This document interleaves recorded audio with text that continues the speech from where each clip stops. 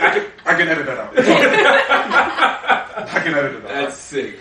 Go ahead, continue. No, I'm saying I'm starting the episode off on an aggressive ass note because niggas be wildin'. It's normally white people wildin', but actually it's still white people wildin'. I have 2 friends who sent me screenshots of the weird ass shit people say on these dating apps, bro. And this shit... Weird ass white men. Okay, weird ass white men. She sent me a screenshot, right? Older white men. And this is how it starts off. He said, I bet I have an adventure you never experienced before. Already weird. Then she said, what's that? Question mark. He responded... Was the question mark and what's that in the same sentence or it's 2 separate sentences? That matters. Same sentence. Okay, so she actually was genuinely curious. Yeah, she said what's twice that? she was into the adventure. Offering. Right, exactly. Yeah. Right. And then he responds back, I want to buy you dinner and then take you to a nightclub and watch you with black men. Like... What do you mean watch her? Yeah. Like that's... She wants to... Voyeurism. He's interested in watching her be intimate with other black people. What does voyeurism mean by working? Voyeurism it's a big word for Elmo. Is the you get sexually aroused by watching other people have sex. Oh, that's what they're doing in the pornos. Or be sexually intimate. Is that a cuckold? Yeah, it's a cuck. Isn't that a cuck? No, you gotta add the hold. Don't say cuck to the nigga look at me dead in my face and say cuck. It's a cuckold. What is that? When you watch your partner have sex with another man, it turns you on. Okay, but that's specific. It's a partner. I'm talking about strangers watching other strangers just have be sex. I never. That's called voyeurism. Yes, that's something new. I mean, sex. Wait, first of all, this is completely wrong. Alright, but don't Google it. Right, this is some like random ass person that is expressing themselves on Urban Dictionary. Look it up on Google. Walter, if you don't get cuckold off of this. No, that's crazy. Bro, get so. Look how they use it in the sentence. You should have seen Frank smiling at his wife. As his wife was flirting with other men at the club, even allowing them to grope her. I swear it was giving that crazy cuckold a hard-on. Okay. See, that's the kind of experience this First of all, Urban Dictionary, why is this on? This is the most racist shit in the world. Literally. Also, like, anybody can fucking make a definition on Urban Dictionary. I'm about to go change this. So, let's get into it. No, we can dive into this. Let's dive into... Yeah, that word voyeurism, whatever that's called. Yeah. So continue your point. No, I got you. It's just... No, don't search the words. No, I don't want to stop searching up words. I want you to talk about whatever you're trying to talk about. No, I'm just saying, I'm starting the episode, stop being niggas, and niggas I mean men, stop being weird as fuck on these dating apps, you feel me? Some of these women out here actually looking for partners. Why the fuck you gonna do some weird ass shit? Like, that's weird. That's weird. Okay. Yes, and we need to be specific about white men. And then we also need to talk about, I don't recall the woman's name who was murdered from reaching out to or being in relationship online on Bumble to a white man, probably of the same demographic, an older white man who was interested not in a relationship but in a transactional relationship or whatever, and he ended up murdering her. So let's talk about that. Like, we can't have a conversation about this and not talk about white supremacy and not talk about racism and misogyny. So facts. And we're gonna do that after the intro. Yeah, intro. Okay, right. Intro.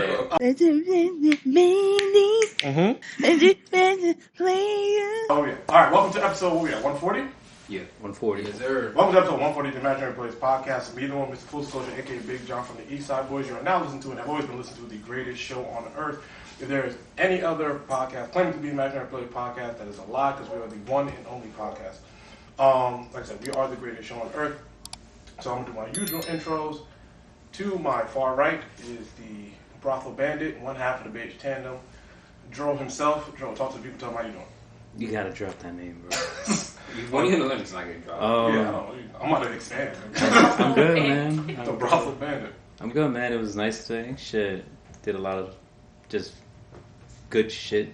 Warm shit. That's it, bro. I was outside, bro. I was outside. That's it. Actually, what y'all be doing on the week during the week? Just being outside. That's it. Just cozy. Just closing. You said you was outside? Yes. Where was I? didn't see it on your story when I was looking. I was on Jerome. I didn't post it because, I like to be It's quiet and shit. It was Sunset of Bronx. That's it, bro. You gonna stop blocking from your story? I don't block anyone. See what this nigga doing? I don't block anyone, bro. Nah, I see what everything y'all niggas doing. I seen wherever y'all at. I seen Walter dribbling basketball You're earlier sick. in the dirt. Yo, I said, You need help. what the fuck is this need nigga help. doing? That's what You don't sit your ass I'm down working on my handles. in the dirt, and the ball look flat. Anyway. Actually, look, I was like, I'm nigga, working Yo. on my handles. It's like, yeah, the product gotta work.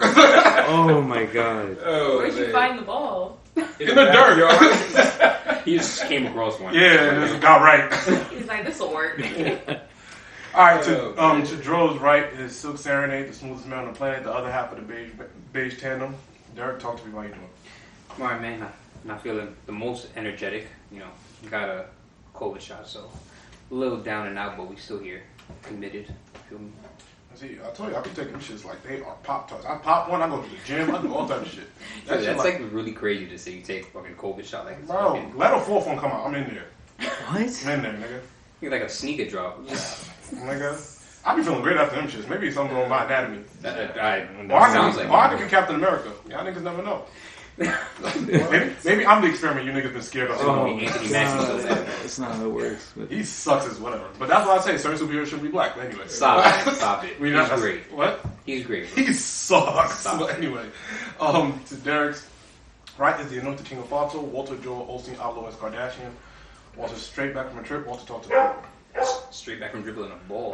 Facts. I'm straight, man. Just got back from DC. You feel me? So my peoples and shit. It's always relaxing getting out of New York. It's a different energy. So I'm back, refreshed, ready for the weekend. You feel me? So we here. All right, we have our special guest to my immediate left. Chinasa, the model, artist, all the above, correct? Yes. Oh my goodness, is your mic? Excuse me. Chinasa. Chinasa, I apologize. Yes, it's a chi and a nasa. Oh my goodness. It's all good.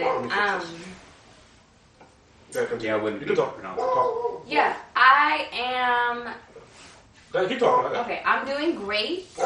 I am in New York City for the second time post-graduation. I just graduated from art school and design, urban design specifically, and I'm feeling good. Yeah, I'm feeling blessed. I'm grateful to be here. Yeah. As an artist, does New York give you the same inspiration as it does everybody else does when they come here? Does it give you like inspiration to create, or it's just rats and shit? I mean, there is rats. Like, it's dirty. It's dirty. Oh no, New dirty York as fuck. New York is filthy for sure. It's filthy. Mhm. And I'm like dodging dog shit everywhere I go. Yeah. But yes, like especially the architecture, and the people. I was at Union Square today, and it was like hella chaotic. Mm-hmm. That's the normal. But That's one yeah, of the and most I didn't realize that. Mm-hmm. But like It's a lot to take in. I'm loving the fact that like weed is legal and like niggas are like trying to make money and like everybody is selling like joints. Yeah, it's like big ass jars of weed. You see a cop and there'll be a person right next to them. Yeah, I'm like like nothing. okay, Yeah. like this is really happening. Yeah, I saw a fight at Union Square today. Like, Just throw it off. yeah, like, Ideas like, going on. Checklist, just taking it all who off. are the niggas that like drive the BMX bikes, but like in a pack? We don't know the name of them. Like it's like BMX bikes and then like don't- and then like normal bikes, but they're all in a pack. We still don't know the name of them niggas. We still trying to figure that out. Okay, well, one of them almost like ran over this white woman, and she was not having it, and her mixed race partner was really not having it. So there was like low key a little altercation, but I dodged him. Like he was about to come for me, and I like moved out of the way, and she just stood there. So I was like, honestly, like you deserved it. I should have added athlete to the intro. I got you. Right? No, definitely. Like reflexes on 1,000. Thanks. We here. Well, we're happy to have you. Thank you for sitting with us. But let's get to let's knock out the news stuff first. So first and foremost, we can get to Ahmaud Arbery's the killers that have been found guilty of killing with a hate crime attached to it. I don't know. I don't think they announced the sentence or how long that sentence would be. I don't know the minimum maximum for that either. But like I said, out of all the awful things that happened to us as a black community, I wouldn't even call this a win because we lost a life, but I think this seems like it's stepping in the right progress, or they're doing this to keep us quiet. So who knows? But I think it's important to acknowledge that and continuous prayers to the family, because you don't get over something like that. You know what I mean? I want to add on. There's another Kim Porter was sentenced to 2 years in prison for killing Dante Wright. Yes, she did get sentenced to 24 months. Of course, for shooting Dante Wright during a traffic stop. Unbelievable. You know, it's 20 steps forward. I mean, it's 20 steps backward, 2 steps forward. So, I mean, what can we say, right? Yeah. Another day in America. Yeah. So, but prayers to Dante Wright's family as usual. You know what I mean? Donald Trump's social media. I know nothing about this. Oh yeah, he's trying to launch or is in the process of launching a social media app called Truth. He's been doing that since they took him off of Twitter. Correct. He's been attempting to do that since then. Yeah, but now things are actually coming into fruition. Like things are moving. This is very worrisome to me, but I just wanted to. Why is it worrisome? Right. Because imagine a social media platform like strategically and purposely run by a clear, open racist. There are so many. I honestly rather it that way. That sounds like really. That sounds like what you've been talking about for the last couple of weeks. It should be in our world. I want you, if you let me know, so I just know how to remove. Like, I just know that whatever. What is he gonna call it? Trump media. Truth. Jesus. It's called Truth. Like, bro, let all the racists hang out with each other. Let them kick it with each other. Because I'd rather y'all kick it with each other than kick it with me. Yeah. And then you gotta pretend because you're scared.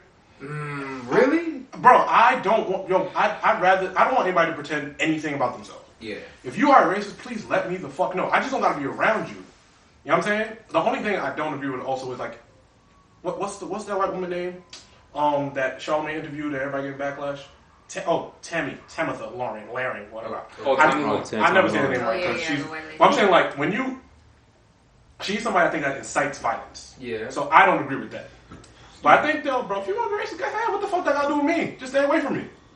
It gets deeper because they control the jobs, they control things like that. Yeah. Like, but if you are open with it, okay, then we have an argument to not let you control certain things. You know what I'm saying? Like if you are on Trump's media saying I hate niggers, yeah. If CBS hires you as their president, then we can make a public outrage and stop you from being that person. That is one take on it, or it makes it acceptable to be racist. If there's a platform with 50 million people and everyone being racist on the platform, that becomes the norm. Like the only way to get that's already this country. That's like he's like the budding head of the like pimple. Like the pimple is already there, and he's just he's the head. Like but such an interesting. You don't feel that numerous or thousands or millions of white racist people on an app. You don't think that is like troublesome? They could congregate, they could plan shit. They're already on Facebook. Bro, that's all of CNN. That's fucking like half the TikTok. They're already there and existing. That's all of CNN. Yeah, but they at least have to be censored. They cannot come on CNN and say, I hate niggers. Like, they have to at least censor themselves. On this platform, they can be as racist as fuck. I've always been more scared of what I don't know. I'm always scared of the demon that I don't know. Okay. Like, you know how people be like, the people closest to you do you foul because you don't expect it, you have no idea. And people say I never fear my enemies because I know who they are. I'd rather know, like, all right, you hate me, I hate you, we don't ever have to interact. Simple. I don't want the dude that's next to me at the desk that has the Twitter Finsta, the Finsta that's posting KKK shit, and he's pretending to be my best friend because he has to reach a status quo. I'm cool, bro. Just let me know you are. We don't ever gotta hang out and see each other. You're not touching me, I'm not touching you. We keep it pushing because you're doing it anyway. Yes, but I think my last point would be the only way to get someone who's racist to be more open-minded is exposure therapy. And I don't believe that. It is. I don't believe what racist is exposure therapy? Whereas you are exposed to different cultures, and through that you see, oh wow, this perception that I have from social media or from the internet or from TV, that's incorrect. You are a professional. When John goes into work, John has a suit on, and because of integration, they're exposed to different types of people. So the stereotypes that are fed to them, they diminish. If they live in their bubble of races, there's no way that they can be assimilated with other people because those racist ideas are only reinforced. That's my only point. I agree. I don't think that changes a racist person. I think that people are, specifically people that are closer in proximity to white supremacy, are inherently racist and will always be racist. But yeah, you can definitely do the work to change the way that you see the world. And I've seen that. I've seen that on social media, specifically with white people that have literally like de-indoctrinated themselves from these white supremacist groups or these white supremacist ideologies. Like, you've heard of like ex-white supremacists. You know, like Vice does that whole, you know, they're like into that. But I think they're two different categories. I think that somebody that has devoted their life to being racist is one thing. I think that somebody that doesn't know any better is another. I think somebody, if you live in New York City and you're racist, there's nothing that's going to change that. You've been exposed to everything. You grew up here your whole life. You've chosen to be racist. If you live in Montana and you've never seen a black person in your life, maybe you just have no idea. I think those are two different aspects, but also those people usually aren't the people joining the supremacist social media. The people that are joining the supremacist social media are people that have intent to harm. And I want you, if somebody's going to hurt me, please look me in the face and do it. Because God forbid my back is turned, you try to hurt. Like, I'd rather you do it in my face so I can protect myself accordingly. That's kind of how I feel about it. The nigga in Wyoming, he don't even probably don't know how to, well, no offense if I live in Wyoming, but you don't know how to use the internet. You know what I'm saying? Ain't no black people. No black people. Right, so you don't know how to use the internet, so you probably that's not even your bag. You just never been around black people in your life. In your life. So, but if you're from New York City, you're from Chicago, and you're like, yo, I really hate niggers. Okay, bro, cool. Let me stay away from your ass. That's it. That's like, I don't know, I prefer it in that manner. Trump, go ahead. So it lets me know who all you niggas are. I revel in seeing all the people from high school that are like Blue Lives Matter and shit. He's like, I've been known. Like, and I already knew. And I was like, oh, I'm grown now. I seen this in you when we was kids, motherfucker. I get it. Yeah, and I was like, putting the dots together. Now if I run into you at the grocery store, it's like, oh, my nigga, we do not have to shake hands. We have to pretend we cool. I could keep it pushing by you. You know what I mean? You niggas, you putting the stupid blue flag on your forehead. I'm cool, bro. Let's keep it pushing now. What is that? Like, no, it's crazy. What the fuck is so, that? I'd always rather it be in front of my face. I'd rather somebody be racist in front of my face than behind my face. rather it being shown than I see the perspective. Let's not pretend. I'm cool. Trump, go ahead, have a ball, bro. Cause we voted him president. Shit, they exist. No, I feel you, bro. Alright, they voted him president, so obviously they exist. Yeah. So yeah, I mean, I'm cool. I don't care. I ain't gonna be on it. I'm not gonna have a login to Truth. Yeah. And Trump gotta find a better name, cause he a creative. He's a creative now. So that's crazy. That's crazy. I mean, I think that he shows the reality of the world that we live in. Yeah. Because it's not just the U.S., it is all over the world. Yeah. There are white supremacists, Nazis, white people. Okay. So, like, you know, that's why I'm just like, where's the surprise? Like, of course the nigga made a fucking Twitter. You know? Like, of course he did. Yeah, the nigga just made Twitter for the Klan. Yeah. He's like, where are all my followers? Come through. I know you love me so much. Bro, imagine the Klan tweeting during power. I'll be sick. Yo, take that shit over there. Bro, niggas not gonna tweet while Tariq wilding. No, please. Yeah, please take that shit over there. No, I feel you, man. Yeah, don't tweet during snowfall. I'm be sick. Yeah, man. Let the white people. Yeah. White people in. Have a blast. Have a blast over there. No, I feel you. This is not to make things. But we got the receipts, okay? That's what it is. We have the receipts. Yeah, we know who you are. We know who you are. I'd rather. What's his name? Who fucking sent that shit to your friend? Like, we know who you are, nigga. Like, his name is Gary on Bumble. Good. Yo, you racist bitch. You fucking sick ass fucking. Me and my niggas don't fuck with Gary. Me and my niggas hate Gary. Gary is a sick man. Yeah, Gary's sick man. And this is the last I want to touch on real quick before we drop in shout outs. But I saw this story today, and it kind of, I don't know, that shit kind of hit me in a weird way. Governor Greg Abbott. Texas governor. He's a Texas governor, and he called today in a press conference for citizens to report parents of transgender kids for abuse. So let me kind of give a little more context. He's calling on licensed professionals and members of the general public to report the parents of transgender minors to state authorities if it appears the minors are receiving gender-altering medical care, which is wild. For abuse? What the fuck? That's insane. Yeah, so it is. To go in a public platform and say, yo, somebody who wants to be in control of their own body, the parents are allowing them to... The parents are in turn abusing the kid who feels that he's more natural or feels more comfortable or she feels more comfortable in a different shape or form is wild, bro. Why are niggas moving to Texas? Yeah, bro. Texas is Because you can do whatever you want. And it's cheap. It's the Wild West. Yeah, you can do That's whatever you want in this shit. wild. And I know it's like a joke, but this is the shit I be talking about.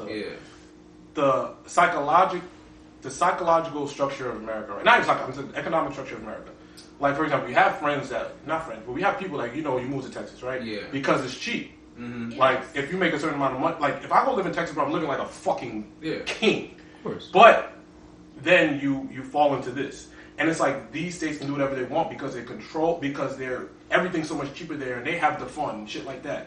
It's just because that's how America fucking works. They trick you by throwing cheap shit in front of your face or, just handling themselves a certain way. And, like, this would never go in New York because New York is a thriving economic place. Mm-hmm. And it also has allies, like I think, or has like connections to other places. Like Texas is very segregated. Yeah. Like they do their own thing. That's you know, true.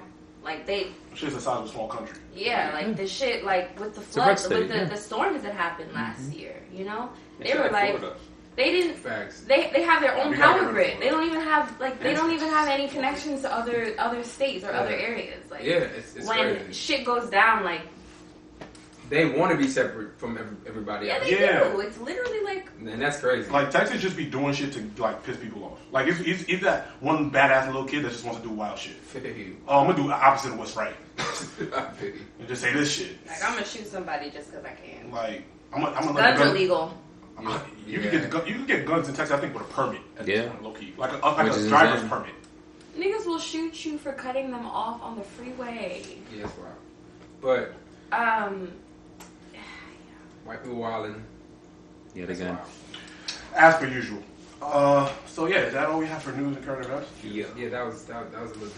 All right, let's go. Let's start with Summer Walker for this song. Summer Walker, she went 2 times platinum. Yep. She performing this shit yet? Or no, she's still like upset about shit. She has I have anxiety. not heard. Can we talk about that? Can we talk about like We have Summer all the time Walker in the and world. like anxiety and depression and like black women not being able to? Oh, this one the other way. Go ahead. This one the other way. No, I see this one. Go ahead. I just want to talk about representation. Like it's a really beautiful thing that Summer Walker is able to be on stage and communicate to folks. Like, I have anxiety and I have depression, and black women should be able to express that. Like, we should be able to express the fact that, like, yeah, like, we're out here mentally ill too. Like, it's not just little white girls that go through these things. Yeah, you're right. I think it's also cool that she tries. Because in reality, if Summer Walker doesn't have to perform, she'll still make her money.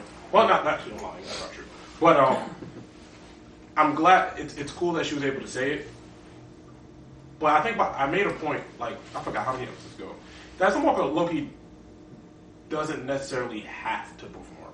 I don't know her label situation. What do you mean by that? Like, she could just make money off of selling her music and not performing? No, I mean, no artist can do that. I think that, especially if you sign to a label, I think that there have now, well, I think during quarantine, we found unique ways to make money without, because you couldn't perform, you couldn't tour, you couldn't do all those things. Mm-hmm. So I think that opportunity can afford Summer Walker to not put herself through that because she doesn't have to. That's kind of the point I'm making. You know what I mean? Like, okay. Yeah, like she don't have to.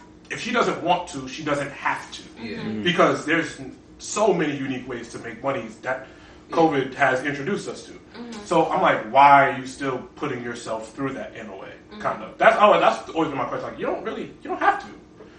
Yeah, I mean, I think that she's probably challenging herself, and with anxiety, like you get to a point where like it subsides. But I'm sure that she's probably challenging herself, and it probably feels hella good to be on stage. Like, there's probably a lot of conflicting feelings. I thought she'd be hating that shit. Oh, I mean, and I also can't speak for her. That's true. I don't perform. I mean, I think she's trying I to know work that through for it. me, like when I perform, there's like a window, like a 10, 15 minute window where I'm like, oh shit, like I'm really out here, like hella vulnerable in front of all these fucking people. I have, you know, like, and then I start embodying what I'm trying to express, and then everything subsides, and I'm like, oh, this is the best place to be. I love to perform. So there's definitely that. Well, niggas lucky I'm not a musician. I'll be one of them niggas. I'll be stage diving. I'll be fighting security guard just cause. This nigga's NBA young boy, bro. No, fuck him. But NBA young John. Nah. I mean, performing is like meeting the love of your life for the first time. I feel like you or meeting somebody that you like really, really, really love and care about for the first time. Like it's a really vulnerable experience to sit in the you know, in front of thousands of people or even like 40 people and bare your soul. Like that's I'm gonna perform a song. That's something different. It's different than like sitting and like having a conversation or like telling a joke. Like she's bearing her soul. Like her music is hella vulnerable. Yeah, not for you. That's a fact. That's a fact. So shout out Summer Walker, 2 times platinum. She had 2 sold out shows in Atlanta. SZA performed. That was the first time they ever performed together. That was dope. I did see. I watched it. It was good. That was fire. That was dope. I love to see that shit. You feel me? And to go platinum in 2022 is not easy. So anytime someone does, especially with R&B, it's amazing. So knock shout out. Yep. What is LeBron doing with Adam Sandler? Yep. Making a movie, I know. Making a movie. I want to shout out LeBron. That looks like a good movie. Yeah. It's with A24, isn't it? I think so. It might be. On June 10th, new LeBron movie, which is cool. I'm all for it. I'm good. I'm sure you are, bitch. I'm all for it. Did we see how Tom Brady's coming out with a movie? It's who's news that? to me. I'm joking. It's news to me. I know that sounds racist. No, That's not racist about I think it's coming out on the Truth platform. Oh my god. That's problematic. No, it's not. It's not. Yeah, it's on the Truth Network. Possibly, we'll see. It's not. It's completely fine. Don't lie on him like that. Yeah. Shout out Tom. And that's cool. I mean, I love to see athletes trying to maneuver once kind of their careers come to an end. So I will not be watching the Tom Brady movie. The LeBron and Adam I'm Sandler watching a LeBron movie. Nigga. Why not? When Adam Sandler takes on more serious roles, the movies would be pretty good. Bro, nah. That's fair. But LeBron, after LeBron's acting in Space Jam, LeBron's not in it. oh, okay, alright. They produced it. They both produced it. Adam Sandler. Produced? Yes. I'm not gonna lie, the movie looked like a My Career. Yeah, I'm good. Like a Oh wait, I seen the trailer for that when it was. Oh fuck that! No, oh it my looked like god. it was like a My Career, but like a movie. Yeah, I'm not gonna lie. I'm not watching. But I trust A24 as a production company. It makes pretty valid movies. What other movies have they made? Uncut everything. Everything. Gems. I was actually asking. Don't look up. Yeah, don't look That was a up. great movie. They made another movie. They made a movie with Sterling K. Brown and Maddie from Euphoria. I watched that movie too. Wait. Pretty solid. And mid '90s, I think it was called, some shit like that. Yeah. Okay. They made a couple of movies. I think they We mentioned Waves is the one I was talking they about. have the best movies out now. They in my We said opinion- about a couple episodes ago. I mentioned like their production is like really fucking good. Oh yes, that's what you're talking about. that Okay, was okay. it's them. Okay. Yeah, hell yeah. They made Moonlight. Moonlight, of course. Yeah, LeBron about to fuck that shit up. that's hilarious. That nigga about to be in there talking about a bunch of shit they don't give a fuck about. And they made a Zola, the House of Fire movie with the Oh, I with the want to strippers. see Zola. Oh, yeah, nice. It's a true story, and they basically like shadow banned the actual person. Yeah, Like the white man made the movie, and then like basically was like didn't. They gotta do that to Gary from Bumble. Yeah, they got to get Gary out of Fuck here. Gary. They got a shadow ban cause for real. Thanks with Gary. fuck you, Gary. No, but I need to see that movie. Yeah, no, they are definitely doing their thing. So I'm definitely excited for that. Let me be tuned in. Is that it for shot? Oh no, your man's Dame Dash. Oh, yeah. Oh, actually yes, Dre. okay. Which one you want to do Okay. first, Dre or Dame? No, we gotta do Dre first because I want y'all to hear the record, and we figured out a way to play music on this podcast, so you guys are gonna enjoy this experience with us. My comrades haven't heard the Dame Dash record, but I feel like if people sit first time listen to this podcast, or even my comrades that are relatively new to doing the podcast, we used to give out Dre Awards. Dre Awards. Dre Awards. The only winner so far has been Drea. Oh yeah, I That got the sounds about right. And she gets another award. So What? if we had the sound where we could do claps, But I'll clap. Soon come. Yeah, it's coming. It's Dre's most recent tweet. If you guys want to click on the link. No, I don't, but I will. Okay. You want to click on the link? Nigga said okay. To her specific words. Drea says her revealing bikini pictures have helped women realize they're a little gay. Wait, who is this? It's Dre. This is Drea Michelle. And the Drea Award. Like the baby's baby. No, that is not the Wow. same. That is not the same. That is not the same mixed woman. That is not that. That is not the same. That is not the same. Oh, light-skinned Danny woman. Lake. She does look like her. No, Jesus Christ! All right. So she's not mixed. She's not mixed. Make a either? truth account. You're racist. Wait, how am I racist? They literally are. She's light skinned. That's great too. Okay, nah. Come on, She's bro. light skinned. What is she? Woo! She's not Wow. mixed. She's not mixed. Well, let me. What time? No, I want to know. I don't know what Dre is. I don't know. I don't know. Ethnicity. Yeah, there's a bunch, Definitely light and skinned. there's a bunch of black men in the room. We're not gonna say. But you can say it. I don't know. I have no idea.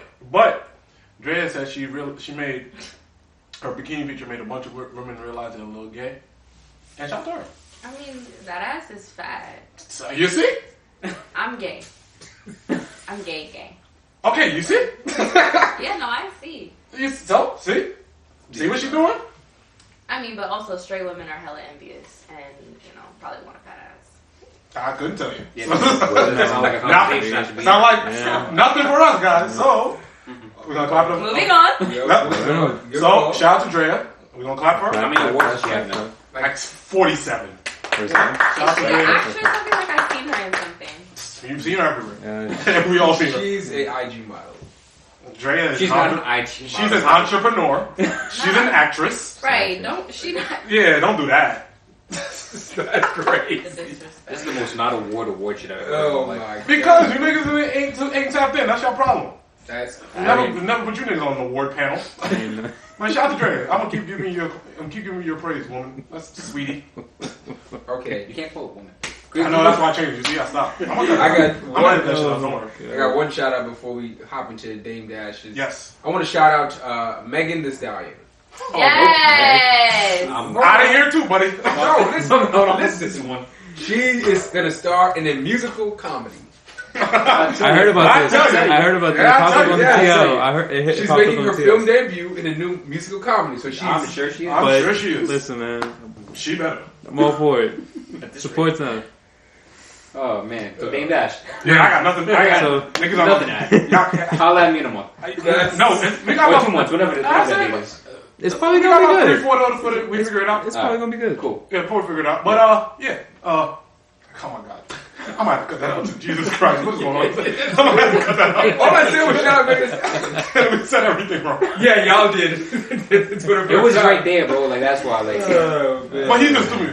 Oh man, just stop. yeah, like. Were you on the internet today? Yeah, that's what I'm saying. I don't think you got on the internet Nah, today. I wasn't. I was driving all day. It ain't the time. That's we can tell. I was driving. Okay. All right. Wow. Dame Dash. All right. So Dame Dash has now decided to delve into his music career. If you don't know who Dame Dash is, he's the co-founder of the legendary Rockefeller Records. One of the greatest minds in hip hop. One of the greatest minds in music. I don't want to limit him to hip hop because Dame Dash is a legend. He's decided to dive into country music.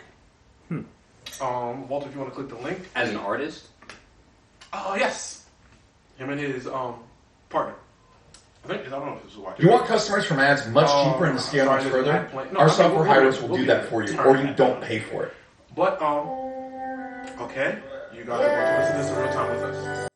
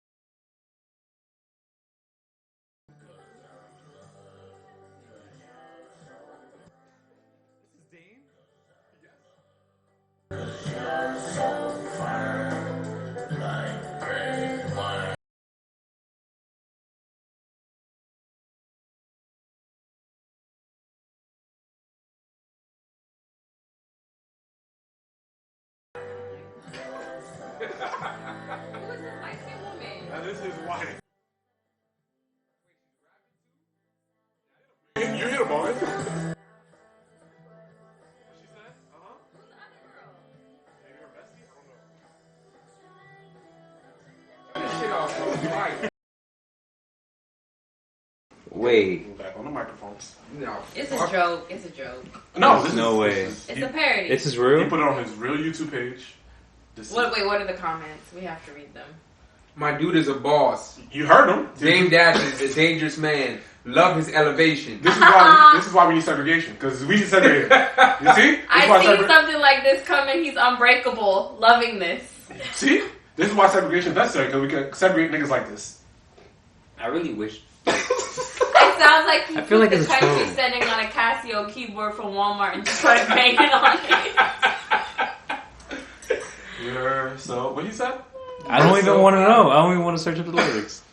Wait. I really miss my life 2 minutes ago before I Wait. The name of his band with his partner is called the Black Guns. The bitch white, bro. The bitch like.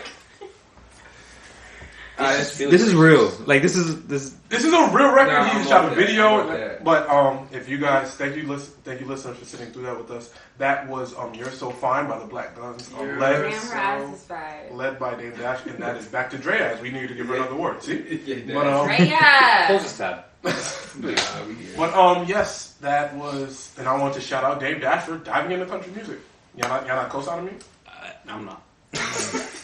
I'm gonna use a shout out on that. Yeah, no, I'm out here. No shot. I'm sorry that the first week that we're playing music for you guys, this is how it sounds. But here we are. So fine. See, it's catchy. Yo, we're about to be singing that in the pre-production for the next month, bro. That shit hard, bro. Okay. Yeah, that's all I got. Just to close out shout outs, just wanted to. I just want to know how you ended up there from Rockefeller. Like, how was that where you end up? That's a long journey. I was Googling some Rockefeller. I forgot what it was. No, not you. I mean, like him. As Oh, no, person, him? I don't as know. a human on this planet. Like, Somebody got how you that. end up as being like a co-founder. Kid Rock probably hit him up like, yo, Rockefeller bro, you should get Records into to- rock and roll. That's not a cowboy hat and a white woman on a ranch. Yes, that's what I happened. mean, I don't know. We're never speaking about this again. Well, Yeah, no. continue. Oh yeah, just to end on a little lighter note because that was rough for everybody involved. Just want to shout out Yale Law School. They have introduced a new program where they cover the full tuition and fees for the lowest income students. They say about 8 to 10 of their current students fall in that category. I feel like they're just saying, never mind. But I want to shout them out. I feel like that's cool. I mean, yeah, that's their tuition is 3 times the cost of Living in the high city in America. Yeah, it's insane. Yeah, I read this. It's insane. And anytime I see something like this, I get skeptical, but I'm worried. I'm trying to work on that. Me too. I see the intention, and it's good. I just feel like I but don't it's think just- this is gonna work out well. Yeah. But I'm sorry, where's Yale? Is it where's Pennsylvania? Connecticut? Shit. ain't no way you're. Oh my god! Wait, Where is it? Hold on. It said national. What? You take $93,000 Connecticut. for law Connecticut? school. New Haven, Connecticut. 100 bands to go to school is insane, bro. That's pretty much how. That's college. Yeah, I mean, Yeah. No, but a year. Oh. that's usually okay. that's usually a graduate education. So almost. Well, I mean, Yale It's is Ivy League. Yeah, I believe. Yeah. But imagine graduate school in 200. Nah, But we talked about. that's a crib, nigga. 93,000. That's why people are in debt until they're 50. Yeah. Well, we talked about this, right? How Yeah. when you go to school, you don't pay for necessarily the education. just pay for the you name. pay for the name of the school. Yeah. Yeah, clout. It's like I went to Yale. Like, okay. Yeah, I'm there sure you go. the curriculum is uniform for a lot of All these across the schools. board. Yeah, but Yale, it looks better when you go sit down for a job. Mhm. So that's Yeah, what you're paying for. You're not paying 100%. for the education. You're paying for how it looks on a piece of paper. Yeah. And I say that too. Like when you're doing undergrad, if you go to, I'm trying to think of I don't know, Penn State. That's just one of the craziest party schools in the world. Yeah. But it looks good on a resume. You might not be getting the best education. Feel me? But I mean, I see the intent. and I would like to know what Yale considers low income too. Probably. Like, what would they like? Base it off of? They probably base it off of Annual. your family's income. Yeah. Like, how far up the chain, right? Because if it depending on where you live, you might just be scraping by. Yeah, just real quick. Mhm. Has a little context. They say that a family of 4 Mhm. making $28,000. What the hell? Yeah, but it says that's their level of That's- low income. That's unbelievable. But it's saying that 8 to 10 of their students currently families currently fall in that category. I love. No, it says 8 to 10% of the current students would be eligible for the award. Yeah. Okay. If that's their line, a family of 4 or 5 making $50,000 a year they're not surviving. Right. In the United States. This is just essentially a scholarship. Yeah.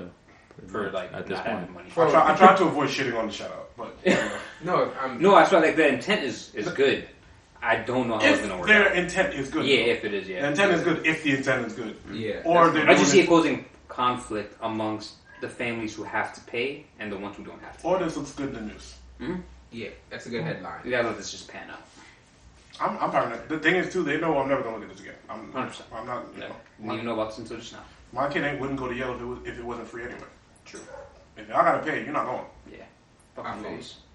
No, I mean, that's not true because it depends what you want to do. Because I understand that school is marketing. I get it. So if you want that job, you might have to go there.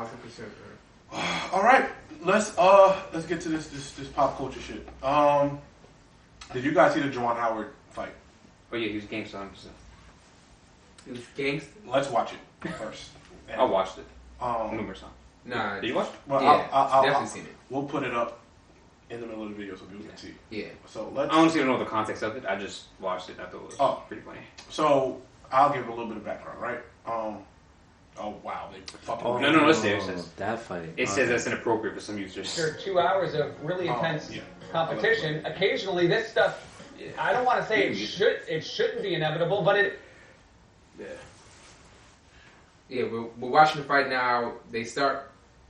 First of all, the white man puts his hand on, which is what I want to chest, like he's a slave master. Which is why I say he was gangster. And Juwan then decides to, whoo, these players are throwing bows. I mean, you give some kids an excuse to fight. But wow, first of all, he just grabbed his face like he was about to kiss him. Open palm did it. Bow. Yeah, if you keep saying it was a punch, that's not a punch. But no. He was just checking him. So, the context, everybody doesn't know what happened. Juwan Howard, in basketball, if you don't play basketball, there was 14 seconds left in the game. The team was winning by a large amount, and the other coach called the timeout to call the play. Juwan Howard felt that was disrespectful, was unnecessary, which is an unspoken rule. Don't do that. Yeah. You're already winning. It's like unsportsmanlike. Yeah, you're already winning. Don't do that. Cool. No excuse for why he put his hands on him, right? Juwan Howard is in the shaking his hand in the line. Well, he was going to, and then he decided not to shake his hand. And walk by. He went right to walk by. Mm-hmm. Oh, really? Yes. The guy stops him and says, "Yo." And the white man. Yeah. Tried to, I guess, whether it be explain himself or I don't know, whatever the case. Fuck all that. Juwan Howard said, "Hey, don't touch me. I'm gonna see you next time. Don't touch me." Master. He stops him. Yeah, not masked. Right. My fault. No, so then he stops him. Juwan goes. So I guess that's when the scuffle breaks out. I don't know what the assistant coach came and said, but the assistant coach came and approached him in the crowd, and Juwan smacked him. Mm-hmm. That's how that went. Gangster. I don't say anything wrong. I mean, listen. Don't put your hands on someone. That's if you don't want hands put on you. I mean, you know me. It's an unspoken rule. I live by a very. You cannot control somebody's reaction to disrespect. Right. So if you grab me and I smack you, please don't be upset. I smacked you, just don't touch me. You can't smack me and I punch you and you be like, "Why'd you punch me?" Life don't work that way. Mm-hmm. Now, in terms of a professional setting, if he wanted to keep his job for the rest, he shouldn't have smacked us. Yeah, because they took him off for the rest of the regular season. And in reality, he probably will be fired. Mm-hmm. He'll probably be fired. Oh, no, 100%. So, in reaction to that, obviously, in any type of workplace, you have to hold some type of restraint. Yeah. But in like life in the street, bro, if you don't want me to touch you, don't touch me. Yeah. So, but he did get suspended for the rest of the season. He open hand smacked him. I don't know what that was. I don't know what this was. I've never seen anything like this. Face off. Right, he honestly was. He was about to rip his face off. I've never seen anything like that. I ain't gonna lie, that was tiny ass white man. Yeah, like he tried to grab him. I was like, damn, that was worse than a punch. Yeah, he went home with mask. I just looking stupid. Hell yeah. You gotta eat that, bro. But I'm praying for Joe. I hope he doesn't lose his job. I really do. I think they would have announced it. He got suspended for the entire season. I mean, it's only 5 games. I mean, don't put hands on. Are they like champion? I'm not. No, they're not in contention to win anything. Okay. No. But I do hope, not only that it doesn't, I hope he doesn't get fired because I hope this doesn't affect his stock to get another job. Yeah. No, I think he'll be alright. I feel like they would have said like they let him go if that was the case. Nah, because even if they let him go in 5 months from now, people are gonna always look back on this as to what maybe the reason as to why they let him go. No, I think that I don't know, because in college it's still a very white man masa business. Yeah. So very, even in terms of boys club, coach for sure. Like even UNC, their current coach I believe is Hubert Davis, and he's the first black coach ever. Oh, yeah, it was a big deal when that happened. Yeah, because that was recent, right? It was like in the last year. Yeah. So I don't know, man. I hope he doesn't. This doesn't stain him because in reality, Don't touch me. in reality, don't touch him. But in reality, you can't do that either. Yeah, Of course. So yeah, that was horrible. yeah, You it was can't, it's not on the court. yeah, bro. If you had ran into him and maybe it happened, they may have still told on you, but bro, you didn't see it. Like on national television, you just can't do that. Yeah. And I hope, and I see it was a moment of like a reaction, and I hope it doesn't affect him for the rest of his life. Because if he gets fired, he'll never get another coaching job again. Yeah. He'll have to coach high school basketball.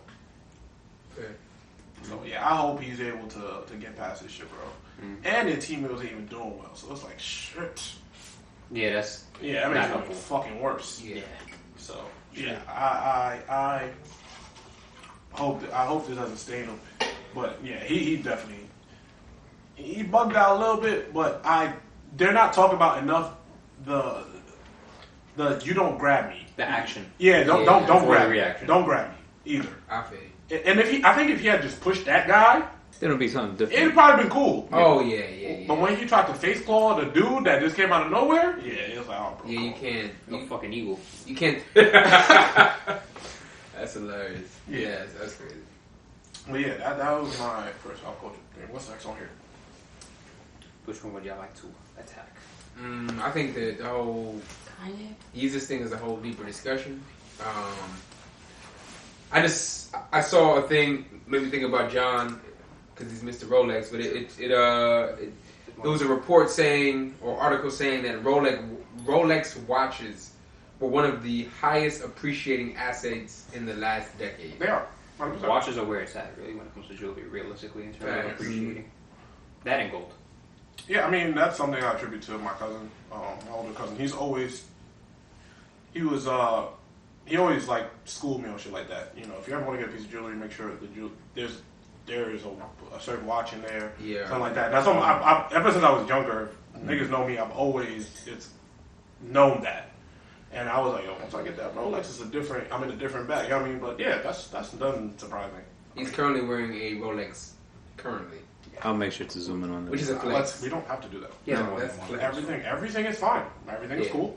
Everything is fine. Yeah, it doesn't change what it's on your wrist. As I was saying, yes, I'm agreeing with you guys. What time is it, John? I appreciate that. I have no idea. Never set the time. Anyway.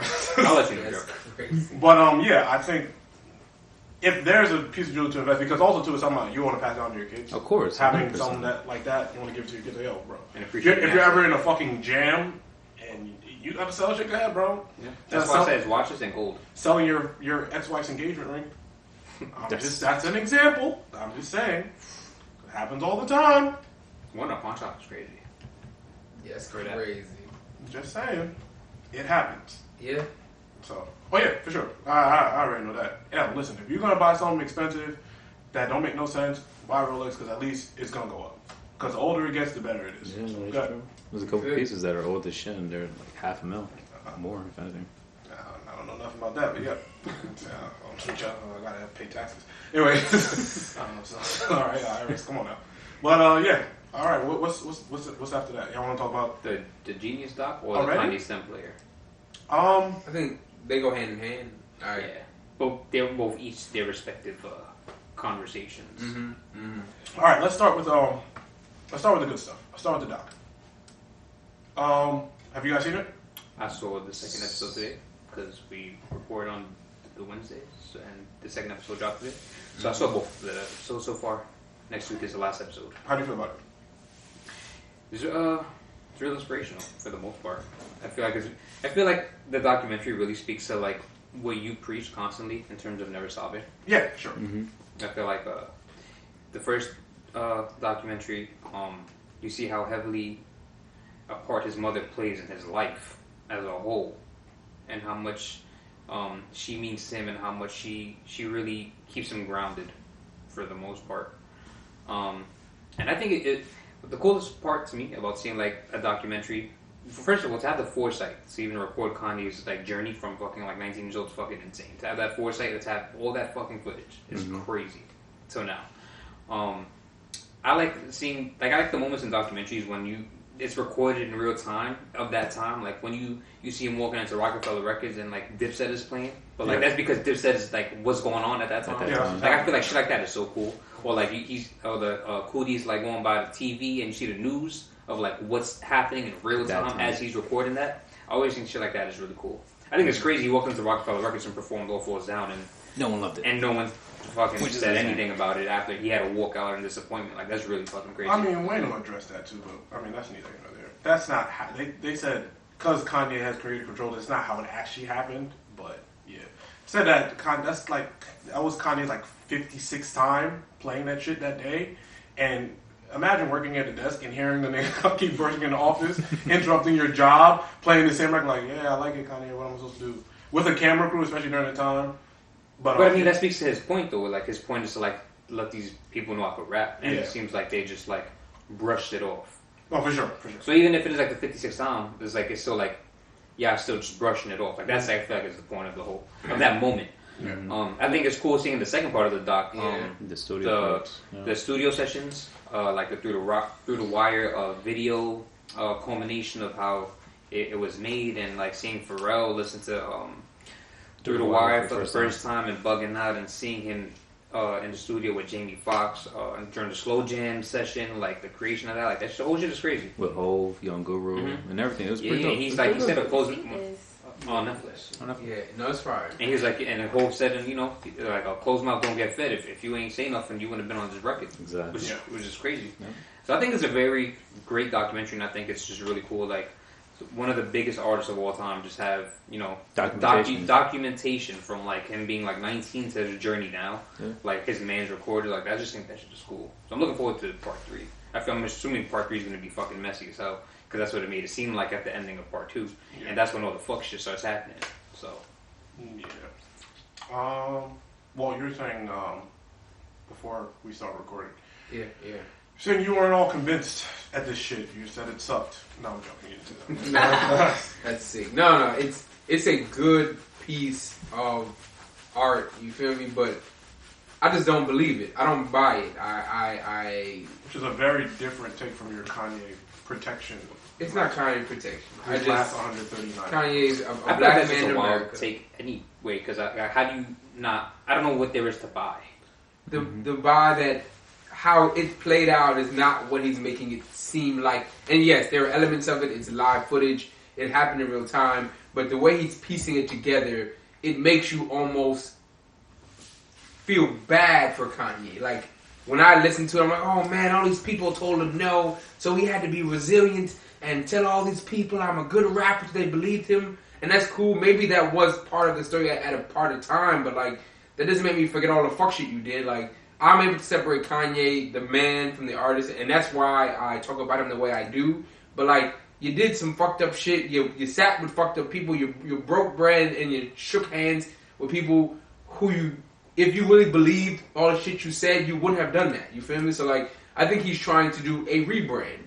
And I do, again, whenever I say, when rappers start dating white women, it's downhill. And I think that's a big part of it. He lost his mom, you see, and you see how important she was in his life, and those are 2 huge factors. Losing your mom and then dating a white woman are 2 big factors that can change the course of your life. But, like, I think he's trying to do a rebrand, and it's working well, because when I watch that documentary, I feel bad. I don't feel bad for him, but I'm like, I start to root for him and start cheering for him. And I'm like, that Kanye, that who you were, is not who you are now, and I'm not going to let a 3-hour docu-series forget all the stupid-ass political shit you've done in the last 3-4 years. And that's what he wants to do. Like, I really do attribute a lot to him being lost in the world and in sunken place to hopping in to the most high-profile family in the world. Paparazzi, all that shit affects your mental. It affects how you think. If you know you're always gonna be on camera, you're not the same person if you're sitting in your living room by yourself, and you have to put on a front. And there's some artists who believe their image is who they are. You feel me? And that's a very slippery slope. But it's cool. But I'm not forgetting who you are, Kanye, bro. You got a lot of work to do before you win me back over as a man. You feel me? Interesting. It's unique. Yeah. And there's a lot to like unpack, right? So in terms of the actual documentary, I think it's very well shot, very well created. Kanye as an artist, to me, has been in question the last few years too. And that's what I mean. Where me and Walter always conflict. Excuse me. Because in terms of Kanye as a person, I think we all agree he's bugging out. Cool. No, but as an artist is where we disagree. Because I would say some of this music sucks. What was it? Ye sucked. Yeah, but it's better than 96% of other rappers. And that's not true. It is. It's not. That album was really bad. It was bad. It was bad, and then he ruined a bunch of other people's music. That's what also bothered me. Chinasa album sucked. Nas' album sucked, and we see that Kanye had that effect when Nas put out 3 amazing albums after that. Kanye had a hand in bad music. That was my issue. Simple. Like, that's what it was. Him as a man, everybody agreed he's wilding. Yeah. Cool. It's when we start caping for the music also being bad. That's where I had a problem. Right? Like, listen, because he's Kanye West, I'm not gonna... And that's where the Kanye's mom comes into play for me. Yeah. During this documentary, right? She was his balance. She was his grounding. She was the person pulling him down to earth. Because we have, as fans, and we have this... Fans is short for fanatic. We're fanatics of the people we love. So, we make excuses for people we love. We make excuses for the people we love all the time. Kanye is one of the people. That doesn't excuse him from that. So, what we used to do as fans, we used to pull... We make excuses for Kanye. When Kanye first started tripping, I was one of them. This might be that bad. No, this sucks. Mm-hmm. And I think once I got past that, I was like, all right, the music sucks too. I'm cool. The music sucks and you're tripping. Nah. You know what I mean? So that's where the mom, like I said, came into play where it's like, okay, she kept him grounded. She knew all the lyrics to his music. That's why I got emotional. I was like, oh my God. She knew all the lyrics to his songs. When you lose that type of shit, it's like, okay. You lose a part of yourself. Right. You lose a part of the love for the shit you started. So the documentary let me see into that. But also, like, to kind of, also to Walter's point, it doesn't make you forget all the nonsense Kanye has done. But I've never not thought Kanye was a genius. I may not be the biggest Donda 1 fan, but I know it's genius. You know what I mean? Mm-hmm. So, the documentary is amazing. In terms of me judging it as a singular piece of art, it's amazing. I think it's well shot. It's making people feel what they want to feel from Kanye West. But then, when Kanye West goes on a rant, the next day, everything, like, it's like, bro, who is this guy? But I do also think Kanye, he needs good people around him to keep him grounded. Yeah, you need good people around you. And that's the problem with us as general society. We don't like to hear people tell us what we don't want to hear. Like, we don't like to hear the truth. We don't like to hear the truth a lot. We don't like to hear people tell us awful shit. No one does. But you need it. Like, you literally need it. If you got somebody telling you you're the greatest thing moving all the time, bro, it's not healthy. And it seems like that's what Kanye has... People are starstruck when they see Kanye West. I can't imagine meeting Kanye West. Oh, shit. It's fucking Kanye. That nigga said, what did he say? Put Clark in a butthole. Yeah, that's fire, yo.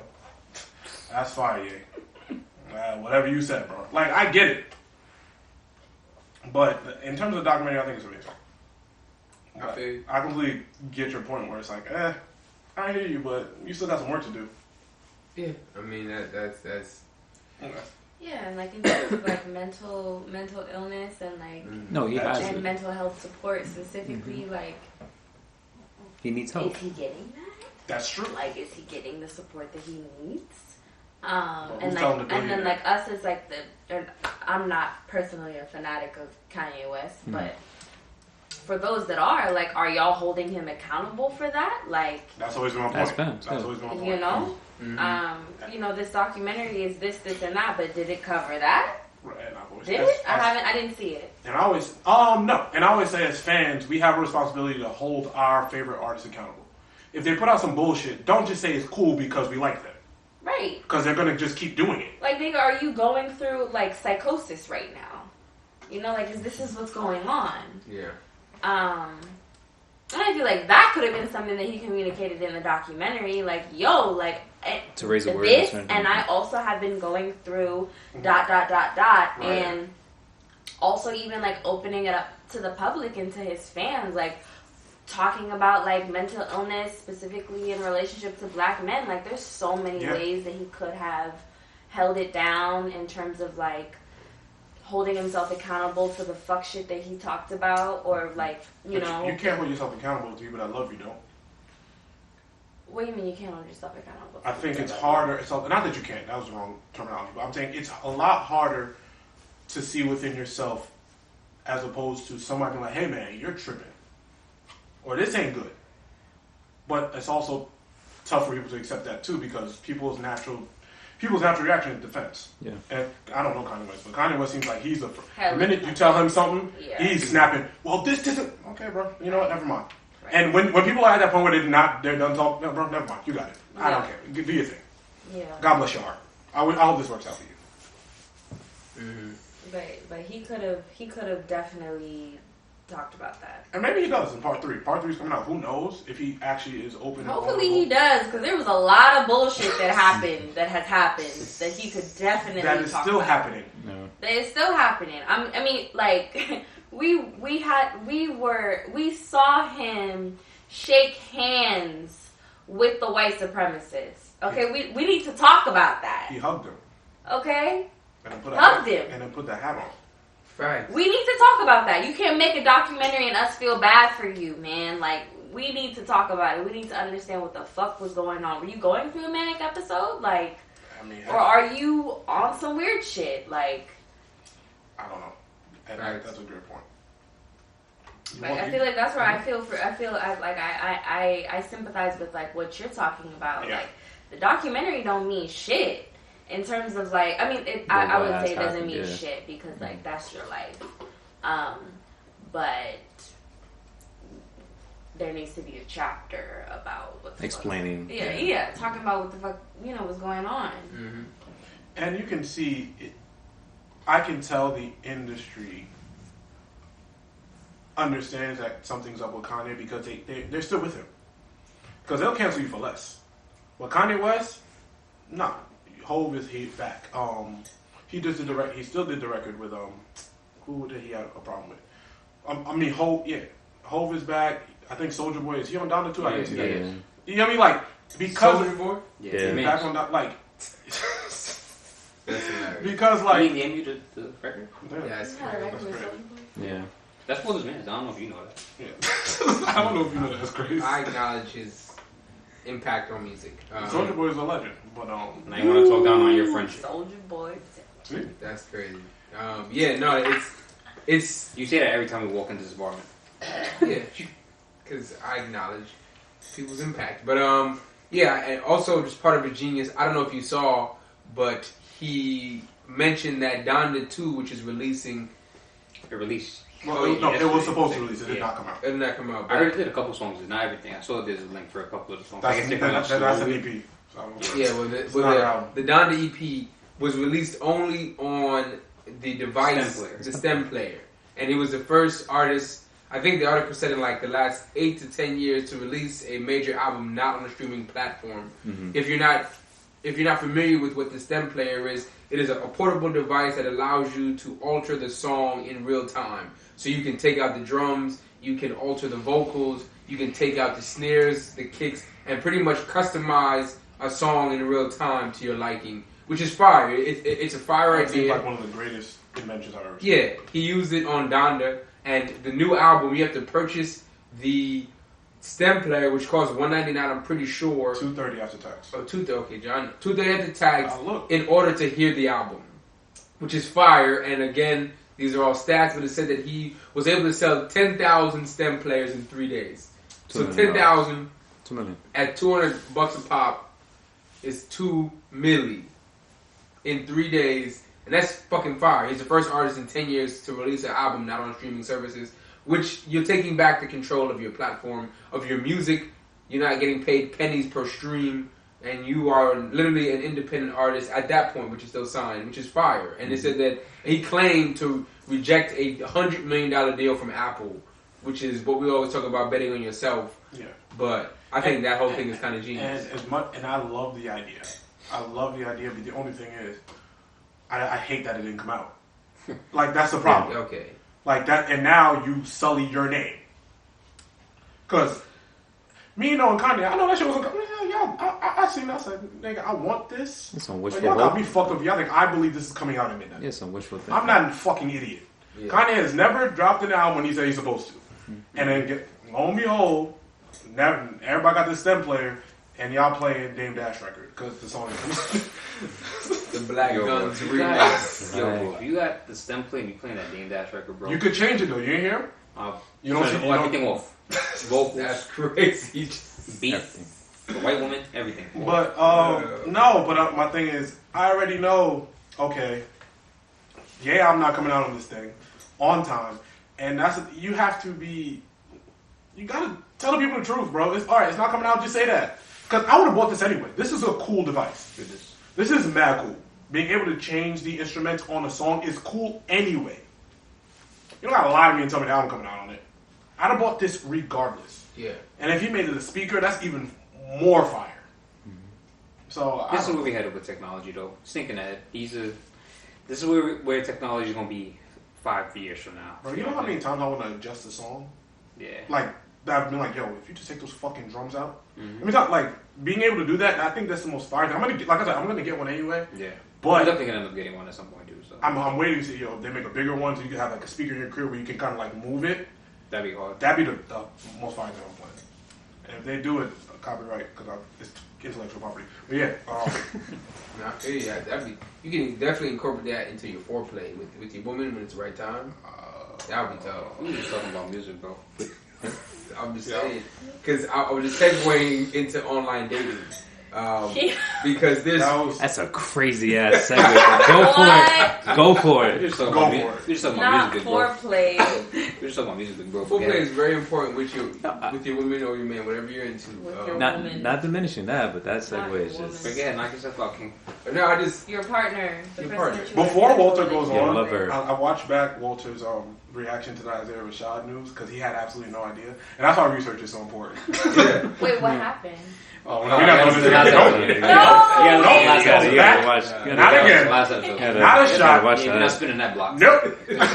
Watch Walter fuck that up. Not again. No, bro. I was very open-minded to it. I just didn't know. What did he do? No, wait a second. Let it.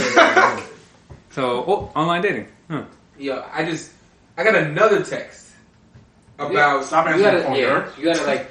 You gotta stop giving people your number. Yeah, get WhatsApp, you're. You're too accessible. Yeah, you're too accessible. Niggas is able to reach you too easy. Way too easy. This shit is getting ridiculous. No, because it's been a weird. I mean, it's weird. Somebody else said it is. Somebody else on another dating app said that, and again, a black woman. She said that the first message from a white man was, interracial sex is the best sex. Like, what the fuck is going on online dating apps? I'm curious about your guys' experience with online dating apps, if you have been, and how do you maneuver that shit? Because it's a bunch of fucking weirdos, bro. First of all, it's technically anonymous because you don't know the person, and so who you are, your deepest, darkest, or your deepest desires, are expressed via the damn chat, like.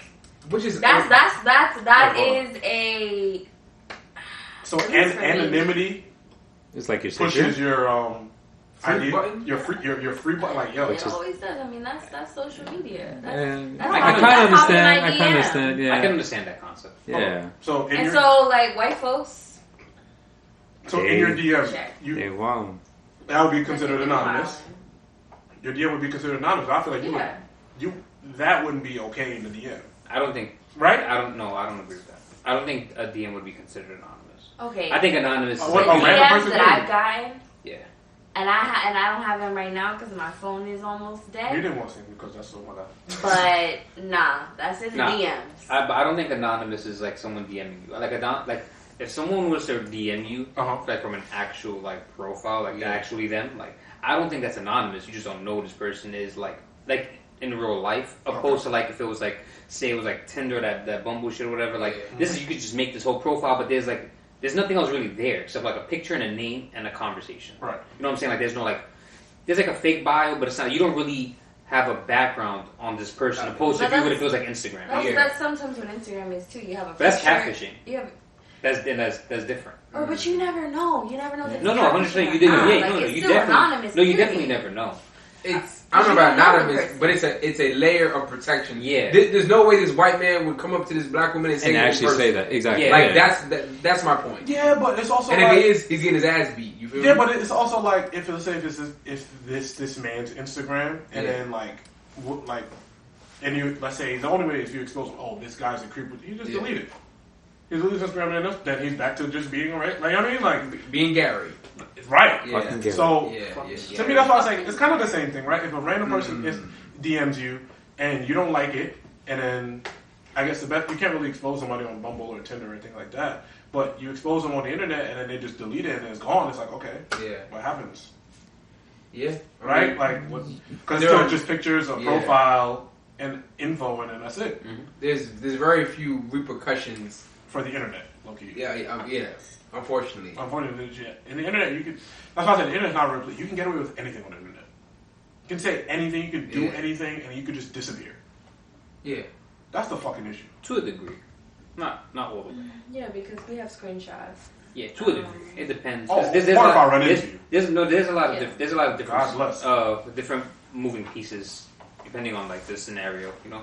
But there really could be a person on the internet that can say whatever type of creation they want to you, just never leave the basement, and you'll never run into them, and there are no consequences.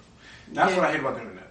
That's why I don't take it seriously. But it's been like that for like God knows when. Bro, anybody ever say something crazy on the internet? God bless your heart. But, cool, man. I'm never gonna see you, and if I do see you, God bless your heart. I always say that. God bless you. Yeah.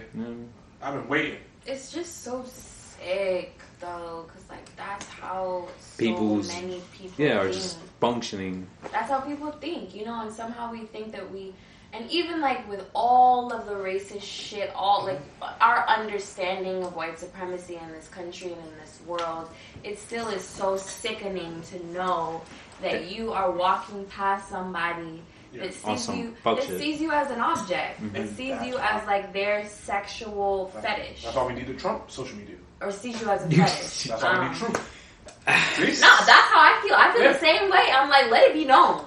See, that's why we need truth. Like, give them make a profile on Instagram.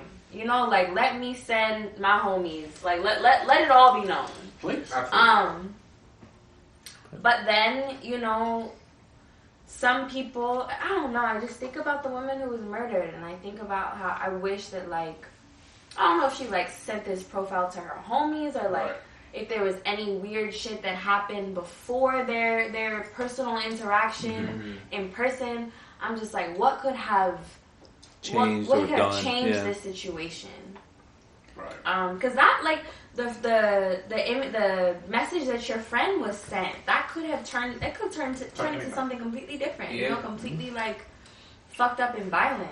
No, I feel you. I think, and with what you're saying, I think it's important to ask, like, okay, so how do you filter it, right? How do you know the difference? Do you just take the chance? Is it a FaceTime first? I've seen stories where women get catfish on FaceTime now because the internet's crazy. So, like, how do you filter through it, and how do you, like, know this could be the guy you want to, or guy, man or woman that you want to end up with, or it's up. All right, this is, you know what I mean? Like, how do you filter it? Block all white men on on social, on like dating apps, period. What did my therapist say? Or like, I was doing an intake for therapy, and the intake person asked me like what my preferences were, and I was like, honestly, everybody that isn't white, specifically white men, specifically white straight men, not even straight, like gays specifically, like white gay men, it's a whole other ballgame of whiteness. We have nothing to say about that. But yeah, and he just like he was a person of color, and he just like he laughed and he was like, yeah, like that's what I assumed, and I'm like, yeah, block them, you know. Okay, but outside of blocking all white people on social media, like not social media, I'm talking specifically about dating apps. Like you need to be very, but you know, she may have been trying to get in her bag. You know, like she may have been like, there's this white man, Gary might have some money. Wow. And I mean, this is something that I can talk about. We're not, you know, this is something we're that not I can shaming. talk about. Yes. Listen. Okay, I want to know about. Okay, fuck it. Let's know about your experiences because it seems like you have a platinum album in this. So I want to know about how do you filter you specifically besides just the white man. I don't use dating apps, but Oh shit. Okay, I read that wrong. No, but I think that I have a lot of friends that have, and I also have been. Yeah, I don't know. I've had a lot of friends that have been on dating apps, and I communicate with them. And if I were to be on a dating app, and that's why I brought up the therapy thing. Right. Like I'm filtering through that platform. Like I know that I don't want to engage with these people in this way because, like, one, they're not able to see me and my experience, and two, I don't want to have to be filtering my experience to this white man because he's not gonna understand that's not a damn thing. I feel you. Have any of y'all used dating apps? Yes. Yeah. Let's talk during about the beginning of COVID. Yeah, I was like, yo, let me see what this Hinge shit looking like. Okay. And Hinge is the one that everybody says is the best. Yeah, I heard it. Because you have to like put a very detailed profile. You got to put like 6 pictures minimum, some shit like that. And honestly, it was pretty like normal. I mean, I never actually met up with anybody because like that's not my bag. Yeah. Because that's a lot. But like when you actually like, there's some people that are just regular like you, like, yo, bro, I'm just in COVID, like chilling. I don't know how it would be like when the world was open. Because once the world gave a little bit of crack open, it was done. Everybody was out. Like, it was over. But like, it was a lot of people going through like the same experience. You do get your weirdos, you know. There are definitely fetish women I met on there. Like, who were fetishizing your blackness? Yes, they asked me how tall I was, and not your shoe size. And they sent me, you know how in the barbershop they have the haircut thing? Yeah. They sent me which number I was. No, they didn't. What? Yep. They said how kinky is your I mean, I didn't keep talking to her. They said how kinky is your girl? Yeah, no, I mean, wow. Yeah, it was nuts. Season, a light to dark Caesar. Oh no, I said dark Caesar. I said between a 3 and a 4. Yeah, I'm him. I said on the Mohawk. Yeah, that's me.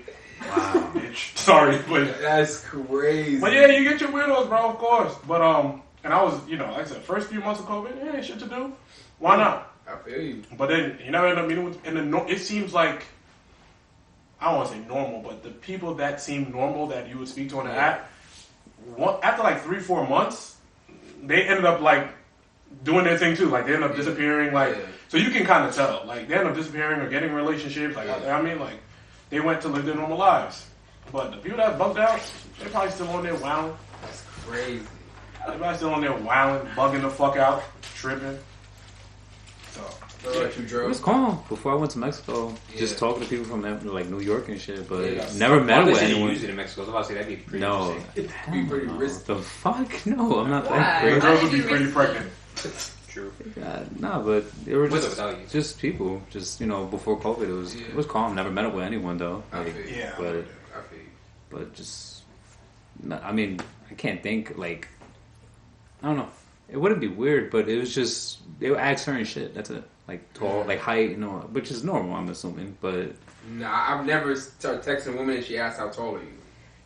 I would. I got a couple, like right off the bat, it was like, how tall are you? Twitter. Nah, I don't. Yeah, that's a thing. It's gotta be 6'3" or more. Okay, whatever.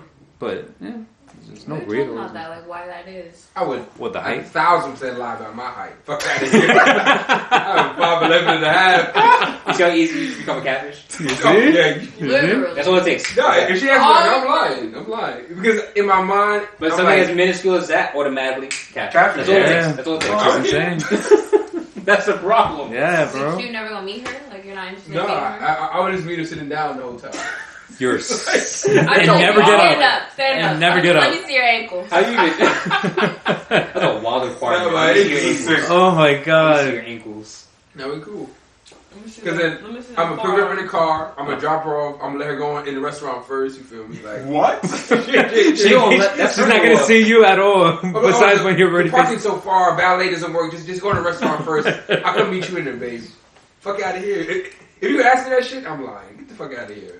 What the fuck you asking my height for? Because the gentleman you want to I don't know. give a fuck. I got a preference. Yeah, Check my like- dating profile for the height that I lied about. That's so Go crazy. off that one. That is Yo, nuts. you're. That is so crazy. That's hilarious. I don't know. Damn, bro. That's unfortunate also. There's a lot of things. It's a lot to take in. Yeah, but what you gotta hit the. That's the crazy part because once you get like, let's say you start seriously texting somebody from a date app. Yeah. At some point, somebody gotta we gonna do the FaceTime. Yeah, you gotta figure it Yeah, out. I'm FaceTime. You have to. I was gonna Before you ask y'all, ever- who initiates that? Who you think should I initiate it, think- and who you think I does? think the I person really who's am not more. experienced in that. I think the person who would be more interested initiates that. Yeah, like and Like the person who wants to take the next step Yeah. first Mm. would be the first person to initiate. Like, let me see how you actually look. So if homie is feeling her first, then he Yeah, I would should. assume he would like try and face them. Okay, and I vice feel like versa. the guy should just not that he should never, but like it's always usually comes from the girl because Yeah. she's more so wanting to know. You know what I just thought of? Yo, imagine like Walt on that app and like they ask to FaceTime Walt. They tell Walt to put his phone down like on the floor. And the nigga look like Jack and the Beanstalk. The nigga look 6'11". They say you lean the phone against the wall, take 3 steps back, and turn around. Nigga look like an NBA player. Yo, Just from my experience, and what I catfish, maybe a little bit, but You can't just say you can't. You can. Jesus. but from my experience, those people who have those strict like Criteria. contingencies, like, once they get to know you, they'll actually fuck with you. I'm like, you're letting your perception of what you think you want, like, Guide you type. you of feel thing. me? Like, No, yeah, I like, understand mad. So basically, you're just saying like get to know the real me. Get to know. No, because like from my experience, No, I feel you. back And when I feel was that's a dating, sentiment amongst a lot women of who people. would like be so hard to get, or get to text me, call all this shit. Mm. Once we hung out, like they would just melt. Like it was like Nah, they're not melting. No. They're I'm not. not saying that, but like they were so receptive to the energy and the situations, but they felt it had to be a certain way. So what I actually catfish? No, it's a joke, but I'm like, That's I for think- everybody. yeah, though. We all like have don't our let what you preferences, so think we you meet the want person. like prevent you from. Finding I think that's really whatever finding it shit, can. like, be. yeah, I was like, like, I think that's super. You seem like you stick to your preferences. That's it. Oh yeah, You like what you like. What you Hey, like. don't come for me. No, I'm coming Do not, for you. do not. She is like come a for tall. Me. Do not. She's like come a for tall me. person fetish. Like Do not. I don't have a fetish. I'm black. I can't have a fetish. There's Whoa, difference here between we fetish are. and a preference. Can Okay? somebody write that down? No, because fetishization is like rooted in racism and white supremacy. So Yeah, no, no, we yeah. cannot be I feel you, not right, fetishizing right. people. wrong word. But what did you say? No, Oh, so no. what's the time mark? It's in my head. I got you. You know, I got crazy. Oh. Yeah, no, I'm joking. Okay. Do you feel like fetishism is rooted in racism? I'm not saying it's not. I just never had that. It is. heard We that. look it up. It's like it's so genuine. We're not letting Walt look nothing Yeah. else up. Yeah, Walt. You No, know, street. stay away from Well, Urban not Dictionary. Back here. Yo, I told you to close the dreads. I can't kill you back. But yeah, back to She your preferences. really does look like what's her name? Hey, yo. But I just want to know why y'all feel like it's not okay for me to say, because she really does. No, it's not that it's not okay for you. It's not okay for us to say. Yeah. Why? Because as men, it's not our business to comment on a lot of women's business. Yes. Yeah. All right. Well, the girl looks like what's her name? I don't know. Any lady. I don't know. You don't know. But I don't know her I name. have no idea. But I'm curious, why do you feel that fetish-ish, Fetishism. or is rooted in? Racism. Yeah, I'm curious. Excuse me. I kind of may understand why you think that, Oh my or believe that. Or Because that may be usually true.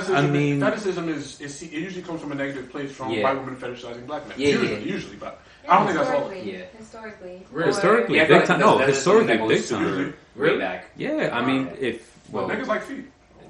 What? But I mean, what I would believe is because I like history, so most of the slave owners, they had preferences on certain African Americans. Yeah. So I'm assuming it has to definitely partake in that. That's what I'm saying. It goes as far back as yes, exactly, because they wanted a big black strong man. So they wanted the mandingos. Yeah, exactly, for fighting and stuff like that. They wanted the light skins. Exactly, yeah, the light skins were house slaves and stuff. Features. Then it's deep rooted. They also wanted like the childlike features. Like we can't talk about fetishization without talking about pedophilia. So, like there's that too. Right. And that is all wrapped into the way that we have also been raised, because we've been raised in this country. We've been raised in the racist values of this country, and I think that even with like within our preferences, and not all of us, but I think that like this is still like around, no, it's still like in the like ethers of like the way that we view people and desire people. And I'm not trying to like demonize anybody, but I just think that it's important for us to be mindful of, and to be like moving away from, because it's harmful. Of course, not for you. Big facts. Big facts. But what was that connected to again? Well, we started with like your preferences, and that also came from the social media, I'm sure, like the Tinder, right? Because then you got fucking Gary talking about, I want to see you be sexual with another black man, which is like very much with not other black men, with a black man, because he's white. Okay, sorry, not with another black man, with a black man. That's weird. No, I know, but it's weird, but like when you bring it into historical context, it is relevant because this shit has been happening for a very long time. White men are obsessed with with black people, obsessed with like black women and black men being intimate and having sex, and also obsessed with the power of like of forcing people to have, forcing black men and black women to have sex. Like there's that power aspect too of like I'm able to tell you what you can and cannot do. I feel you. Yeah. Okay. And that like goes back to jump. Yeah. No. And this is, we don't have to dive into this, John, if it's not comfortable. But like that's something that I've seen with you. Like John and I have been friends for a very long time, and we went to an all-white school. And like, you guys went to Bingham too? Yeah, and for a long time, like these white women like loved John. They would take his hats, they would grab his chains. I've seen women hug on this man who didn't know. We'd be in a bar, they'd be kissing on him. Like, how does that make like you feel that you've been like fetishized for? I mean, you have to also understand too. That's not something I come from, so I didn't know any better. I didn't know the difference. And you have to know the difference, right? We went to a predominantly white school.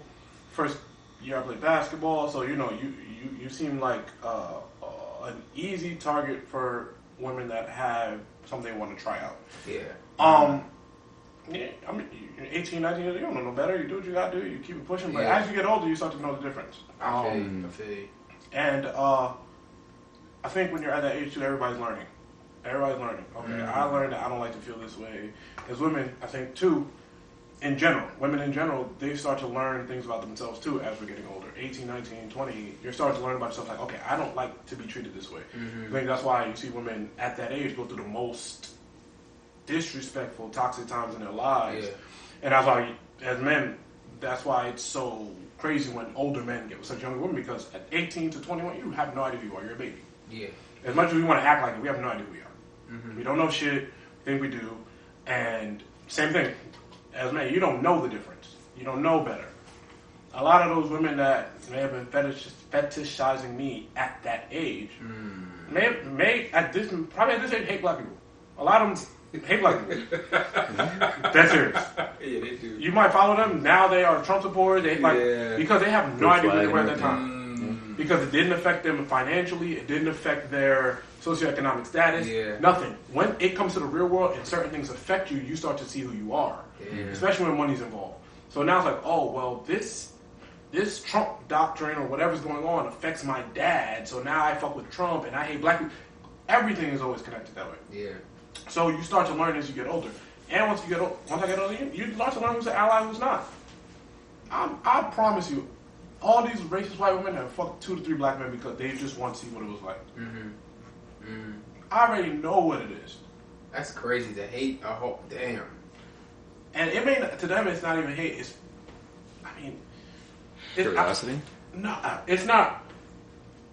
They just want to know what the fuck is going on. I don't even know how to describe that. Or you could be somebody's fucking bucket list because you don't look like them. That's the craziest thing. Yeah, and I think that we have to be honest about the fact that our desire is rooted in race. Yeah. And it's rooted in racism. I'm not talking about black people, but I'm talking like that's just something that we need to be honest about. I feel you. No, it is. And so that's what I say. That's when I say the fetishization of black people specifically is rooted in white supremacy, because it is, because that desire. Yeah, that desire is that's what it's rooted in. That's a good topic. Yeah, that's crazy. That was interesting. No, very informative. Sure. No, I know. Before we move on, I have one question. So are you comfortable speaking on like preferences publicly? Because I feel like we joked about this last week about we can't say like if you prefer one like a big bug, big, you know what I'm saying? Like we're not in that space to say something like that. But I feel like women have that liberty, right? I like a tall guy, like a guy that's shaped this way. And do you believe that, or is that just us saying that because we're misogynists? I don't know. Like I'm trying to say, I don't know. Can you say it, or can we also say it? I think that this room is safe for everybody to say what they feel. I'm talking about life. Fuck the room. I'm talking about life. In life. Like, can we walk out the street and say, I like that girl because she got a fat ass? Or can you say, hey, I like him because he's 6'6"? Or her because she's 6'6". I don't know. I can't speak for nobody else. Like, I'm very communicative about the fact that, like... You like a certain type of person? I don't think that I like a certain type of person. I don't think. You know you're lying. My voice is high. No, but I'm not lying. Like, I really don't. Like, I thought about that yesterday. I'm like,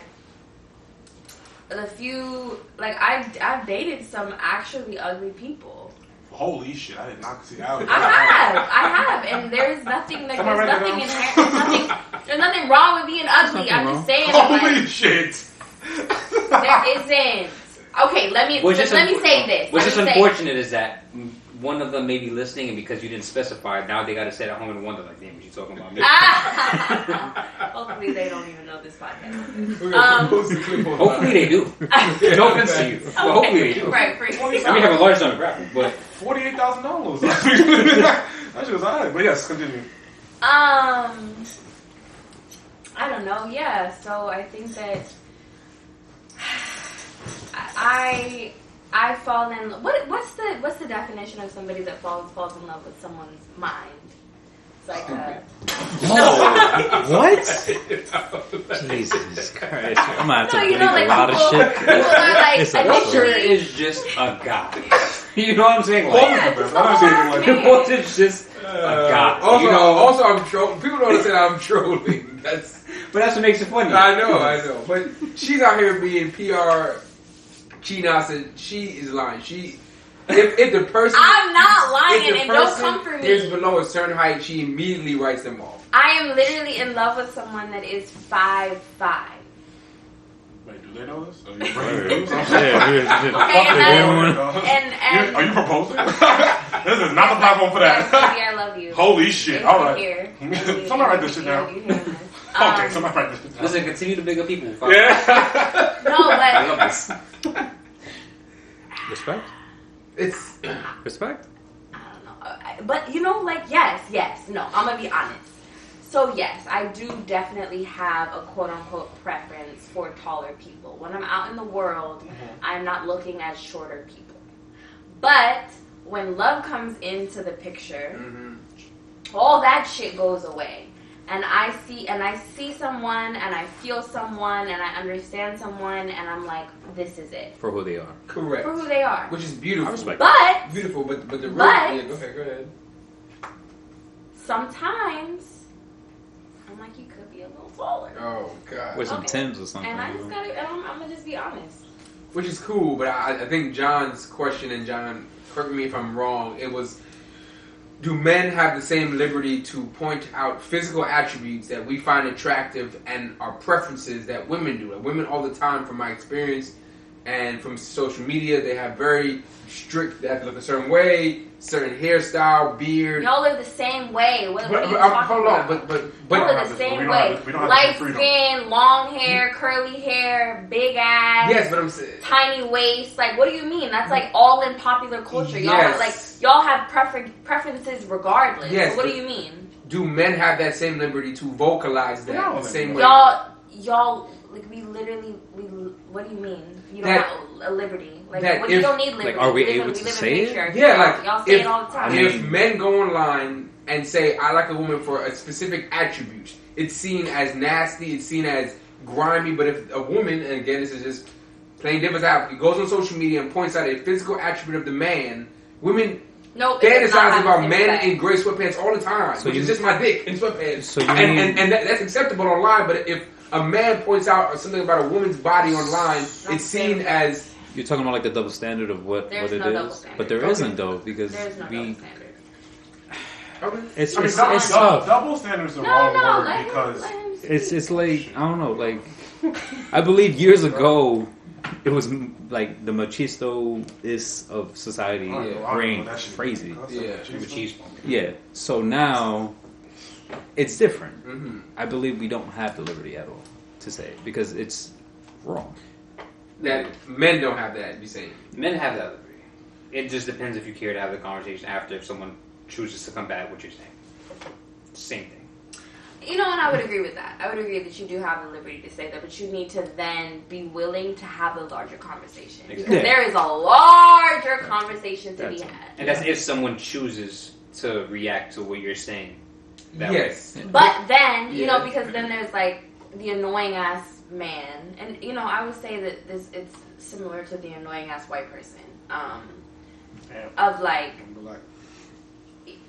Yeah, but you're also a man. And we live in a patriarchal world. You know what? World. Damn right. You right about that. We do. We live in a patriarchal Damn right we world. do. We live in a misogynist world where you have the power. 100%. So, your back isn't red. What you gotta say? No. I'm oh, you were just stretching. No, I'm stretching. Okay, no, I'm stretching. You get your shit off. I'm just stretching. I'm literally just stretching. Yeah, you can continue. What stretch you did? What stretch you did? I told you this shot kicking my ass from yesterday. I told you this shot kicking my ass from yesterday, so I'm stretching. Yeah, I'm gonna stretch whatever. I'm gonna do it too. You can continue. But yes. Yeah, I just feel like I'm always open to having. I mean, I'm not always open to having a conversation, but sometimes I am open to having the conversation. I'm like, yeah, like you feel challenged, like let's have a conversation about it. You know, you are definitely open. You are. It's clearly okay for you to have an opinion on so and so topic, but I want to know what you have to say, and then like we'll have a conversation. Well, I don't think it. Okay, I think the word challenge is not where either of us are going, right? Because there's no challenge to it. There is a distinct conversation in certain preference, right? Like, if you say you preference this, we know sometimes where it comes from, right? I think we can agree on that, right? But let's say you tell me, hey, I'm 5'2", I don't know, whatever. You see, look, I'm 5'2", and then I pull up on you tomorrow, hey, what's up? Let me buy you a drink. I'm $1 million. And you're like, nah, I'm cool. I don't like dudes that are 5'2", right? But if let's say you would approach a man who's 6'11", and maybe he's like, yo, I don't like a certain, I wouldn't know. Like, I don't like this quality from you. You would feel very offended, but I feel like the guy, the 5'2" guy, would have to just eat that and move on. That's kind of the example I'm going. You know what I'm saying? Right? I think that's a fair equilibrium of an example. Because if a man told you, hey, I don't like you because of this, and it doesn't matter what he said, because there's no way it's not offensive. Because like you said, we're in a patriarchy, there's no way he can say something that's not offensive. But that 5'4" dude with snot bubbles coming out his nose, and cornrows that reach only the top of the back of his head. Neck braid. Right? And he comes to you like, yo, and you tell him, I don't like you because of this, you gotta eat that and move on. Am I wrong here? Am I wrong here? Oh, shit. Yep. Okay. There we go. Cam Newton. I... Yes, just say it. Yes, that's what it is, unfortunately. But and I think that's okay because there is such a huge double standard in the world that you guys, it's okay for you guys to have that. That's okay. That's perfectly fine. I feel like there's a lot of factors that could play into that interaction. How when his braids touch his forehead? How? Tell me how. How? When his braids never touch here? How? I think either way, I wouldn't. It depends. It also depends on the person. Like, how you gonna know the person? It depends on the person. You looked at him, and he's this small. Right, but I think it depends on the person that is interacting with him. It depends on their personality. I think that I would. I don't know. Like on how they handle the situation. Yeah, how they handle the situation. Hey, nice to meet you. Can I buy you a drink? No. She's saying the person who's turning them down. Right. Like it depends on how that person turns them down. Oh, but yes. the point is the person is expressing their preferences openly. Hey, that's nice. I appreciate you, but I'm not into this type of person. Okay, but you're not selling. I mean, again, it depends on the type of person. Because some people could be like, nah, like, nigga, nice. The fuck? Like, why are you talking to me? And some people could be calm, be respectful. Calm, respective, and almost even too respectful. Like, feel like you have to be nice to this person even though you're not attracted to this person, and it's completely okay for you not to be attracted to this person. And I think that happens a lot more than the other way. That's what I'm saying. It's okay to just not be attracted to somebody. It's okay. Right. Yeah, it's a. I don't want to get into the whole conversation about that. It's all good. It's like that was a great segment and we appreciate your perspective. You feel me? No, I love these conversations. It is refreshing to have someone else that's not a man to have a conversation with. These guys, because these guys, y'all are y'all all cis straight men? I mean, you're all cis, but are you straight? Yes. Oh, yes. I know what you mean. I'm like, what? You hear what she says like 10 times in your head to make sure you answer that like the right way. Yeah, what is this? Yeah, I know everyone just wanted to make sure you didn't say the wrong thing impulsively. I like women. Is that okay to say? Yeah. Okay, cool. I'm that too. Women? I'm that too. What? Yes. And that's the term for our demographic. This nigga make me nervous. This No. Like, you gonna start painting pictures and shit. Yeah. Cam Newton. Yeah. Our demographic is called cis straight men. Okay. Do you know what cis means? I don't know. No. Gender means that the gender that you were assigned at birth, the genitalia that you have matches up with your gender. So you have a penis, Gotcha. and you identify as a man. I didn't know that. Yes. Okay, gotcha. That I appreciate that. I have learn. a vagina, and I identify as a woman. I am a cis woman. Gotcha. So cis straight men. Yes. You are cis heterosexual men. Yes. Gotcha. Until proven otherwise. You look at the top. We Yeah. all had to. Why should you make a voice? The little part at the end of the part. I think all men are homosexual, but let's get into the next one. All right, talking about Let's stay Cam Newton. Wait. This is gonna be a download. Why? I'm here for content. She been trying to convince me. Yo, nigga wants to answer what he's gay for months. I'm like, what do I do? Because I think for the most part, she thinks that every man is homosexual. I just want to tell me a background. Tell me why. I don't. Y'all are man loving, and that's okay. Okay, no. I need like a. If you was writing a dissertation, I need that. Okay, that's a lot of pressure. For okay, I'm not about to. But no, I'm joking. I'm on a podcast. I'm not doing homework. No, but I'm joking. I'm joking. Am I getting paid on this podcast? Yeah, Ush Bucks somewhere. Ush Bucks somewhere. Listen, what are you about to say? Where's the wings? Listen, Uber Eats work, but anyway, yeah. Let's continue. But tell us a little. Tell me about that, just a little bit. I just want to know. I'm curious. Just a little insight into why you believe that. We're not saying that you're wrong or you're right. No, I've never heard that before. Yeah, same. Yeah. That's a first. That's a first. That you think all men have a bit of homosexual desires. Never heard that. Once in their life. I've never heard that. And that could potentially, if not living in a world where homosexuality is demonized, you could be able to experience the vastness of your sexuality outside of the confines of like heteronormativity. Yeah. Like I've never had that. I'm not saying that like you like right now in your life are like imagining fucking some man like or but I think that heterosexuality a lot of the time puts people into a box where they're not able to experience the vastness of like being alive and being a sexual being. And I think that in general that is the case for most people living in the world. But I think even more specifically for men, there's so much stigma around being gay. So I think I think that like a lot of men are in the closet. So and in like varying stages. Like you have like some men that like really like know in their hearts that they are gay and that want to have sex with men.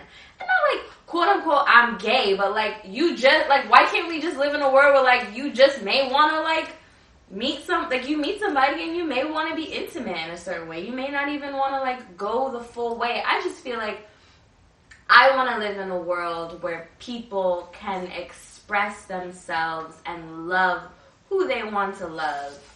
And from my experience, I have met a lot of men who I personally feel like are on the DL.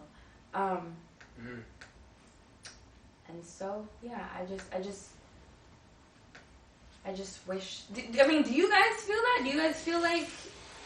I mean, I know we're live. Like this is about to go out into the world. No, I know. I mean, I don't. Yeah, it's fine. I don't. You talking about as a personal sense or like in a general? Like in general. Personal or general? I've never heard that personally. In terms of have I met a man? I'm like, oh, you might be hiding something. Sure. But that's also I don't think nothing of it because it ain't really you know what I mean? It don't go further than that. I mean, you might be hiding something. Personally, I've never felt that.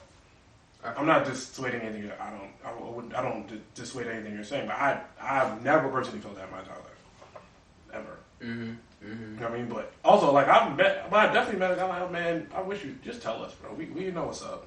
It's not also like always so binary where it's like, oh, this man wants to have sex with another man. Like it's I don't know. Like we can really get into this conversation about it.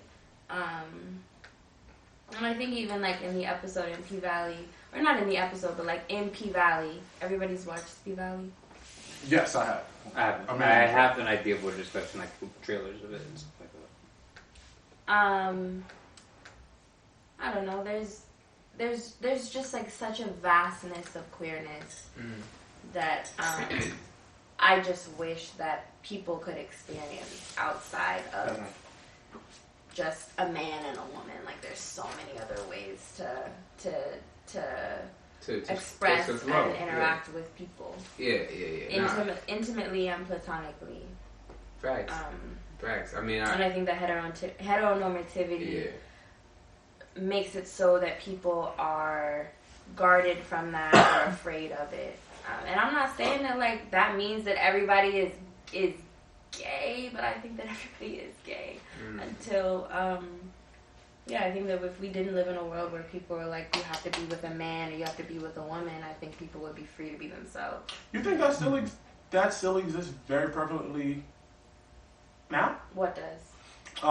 The ideology that you're supposed to be with this type of person and you're supposed to be with this type of person. I think that still exists that heavily. Well, I mean, maybe living in New York, I don't feel that as much. That's still very much part of the The fabric the of America. the traditional of the world. the traditional sense of the world. The world Not is just one. America, because you leave America and there are places where you are sentenced to death for being gay. Right. Yeah. So that's all over the traditionally, world. Agreed. traditionally it is. But, used okay. to, And religion plays a huge part in that. Of course, and religion, I've spoken on this podcast. You know, colonialism made it so like you date back to post-colonial Africa, and we were in all types of relationships. Okay. So that's another thing. Like, I don't think that heterosexuality is something that specifically like indigenous people to here in the U.S. and also to in Africa are like is like in the way that we relate to people. And that's not to say that like every man is like interested in like fucking another man. I don't think that it's that binary. Yeah. But yeah, I think that it's just like so much more nuanced the way that we relate to each other intimately. Okay. Wow. That's good insight. yeah, thank you for that insight. Yeah. I've never heard that before. That's super impressive. I don't have a response. That's No, it's great. Oh. Just Yeah, I have nothing. Venmo girl code 510. Yeah, I don't know. that's the plug. There you go. Yeah. All right. You want to get into this Cam Newton question or section? I don't know if it's there. I did. So, I know for weeks there has been a Cam Newton and Brittany Renner clip that's been surfacing, but the full episode came out finally, and they changed outfits. I don't know what the fuck is going on here. What is he wearing on his head? Yeah, that's his MO. That is his style. He cuts holes in his hat and has his dreads on top. It's I'm like, are those feathers? Oh, No, shit! that's I him. thought that Those are was a holes. bird. No, that's- No, he cuts holes. for a bird's in- interview? I thought it was a dead bird. No. Bro, because rich niggas do wild shit. No, he cuts. Bro, that's his hats. MO. That's been his MO since he grew his hair out. Yeah, he cuts holes. in No, his I hats. had no. I thought that was bird feathers. He's been doing that for months. Yeah. Oh shit! No, it's fucking stupid. Wow. So pretty much, Yeah. the clip goes is this. I don't know if you want to play. We can. I can Nah, add it. fuck that. We don't have to clip. So pretty much, Cam expresses that cheating is just another mistake. He says that, and she asks him, so are you willing to forgive a woman that cheats? He goes, yes, because good people can cheat. And she goes, will you tell your daughter that? And then I think the clip kind of cuts and it cuts off. No, and he goes, yes, I would, because people make mistakes. And the clip kind of cuts off. But that's all I really cared about, because who can sit through all of this? As a podcaster, God knows I'm not sitting through all of this. So yeah, I want to know where we stand on the ideology of because I feel like as a man, once a cheater, always a cheater. It's kind of your standing if it's public, right? Am I wrong? I don't agree. I'm talking about what the public thinks, not how we feel. Oh, Public? Yes, not how we feel as humans. I feel like that's something. I mean, yeah, over time, but then eventually that diminishes. Oh, really? Okay. Because if it's not something that is like your MO or something that like you do on a constant basis, like know, for your life, then it's a different story. Okay. Is that you feel like the public views that the same way? No, I feel like it's a very a momentary thing, and like depending on when it's a conversation. Like if it's something that just happened, like yeah, you think X, Y, and Z of such person. But 5 years in the future, if you have the same conversation, it's a different story. If it is not something that's constant, you know what I mean? I don't know. I'm sure we've talked about this before, but that is, I think, one of the biggest double standards in life. As a man, we're expected to be forgiven for cheating, but if a woman cheats, we are fucking out of here. No. No, I have a question. yeah. I don't. Is that a statement or like? Yeah, what is that? Question and statement. I don't know. However you're going to answer. We do a podcast. There's Nah, like you said, 100,000 nah. downloads every 6 months. Yes. I thought you had more to like. Nah. No, yeah, I'm just saying completely. Yeah, there's definitely a double Question and standard. answer. Y'all figure it out. Damn it. There is definitely a double standard. Yes, 100%. I agree with you. Which is Why? I guess that goes back to what we spoke about a couple of podcasts ago in terms of like the male ego. You think you? So, because I mean, I guess I'll get my opinion right. Because I always saw it. I always see like it's like gambling, right? And I say everything's a gamble in life, right? Mm-hmm. Every time you step out your crib, it's a gamble. Anytime you decide to do something that people don't recognize as a gamble, let's make that the show on the full screen. Yeah, anything you do in life is a gamble. So it's like if you cheat, it's Russian roulette. You get caught or you don't. If you get caught, all right, bro, charge it to the game. If she did, she did. Like, you know what I'm saying? Like, charge it to the game. That's what it is. Mm-hmm. If you do a crime, you sell drugs, and you go to jail, bro, that's part of it. That's part of this game. Mm-hmm. That's part of what you signed up for. Like, I wholeheartedly believe in that. Like, yo, bro, it's what you signed up for. You better not snitch. Do your fucking time.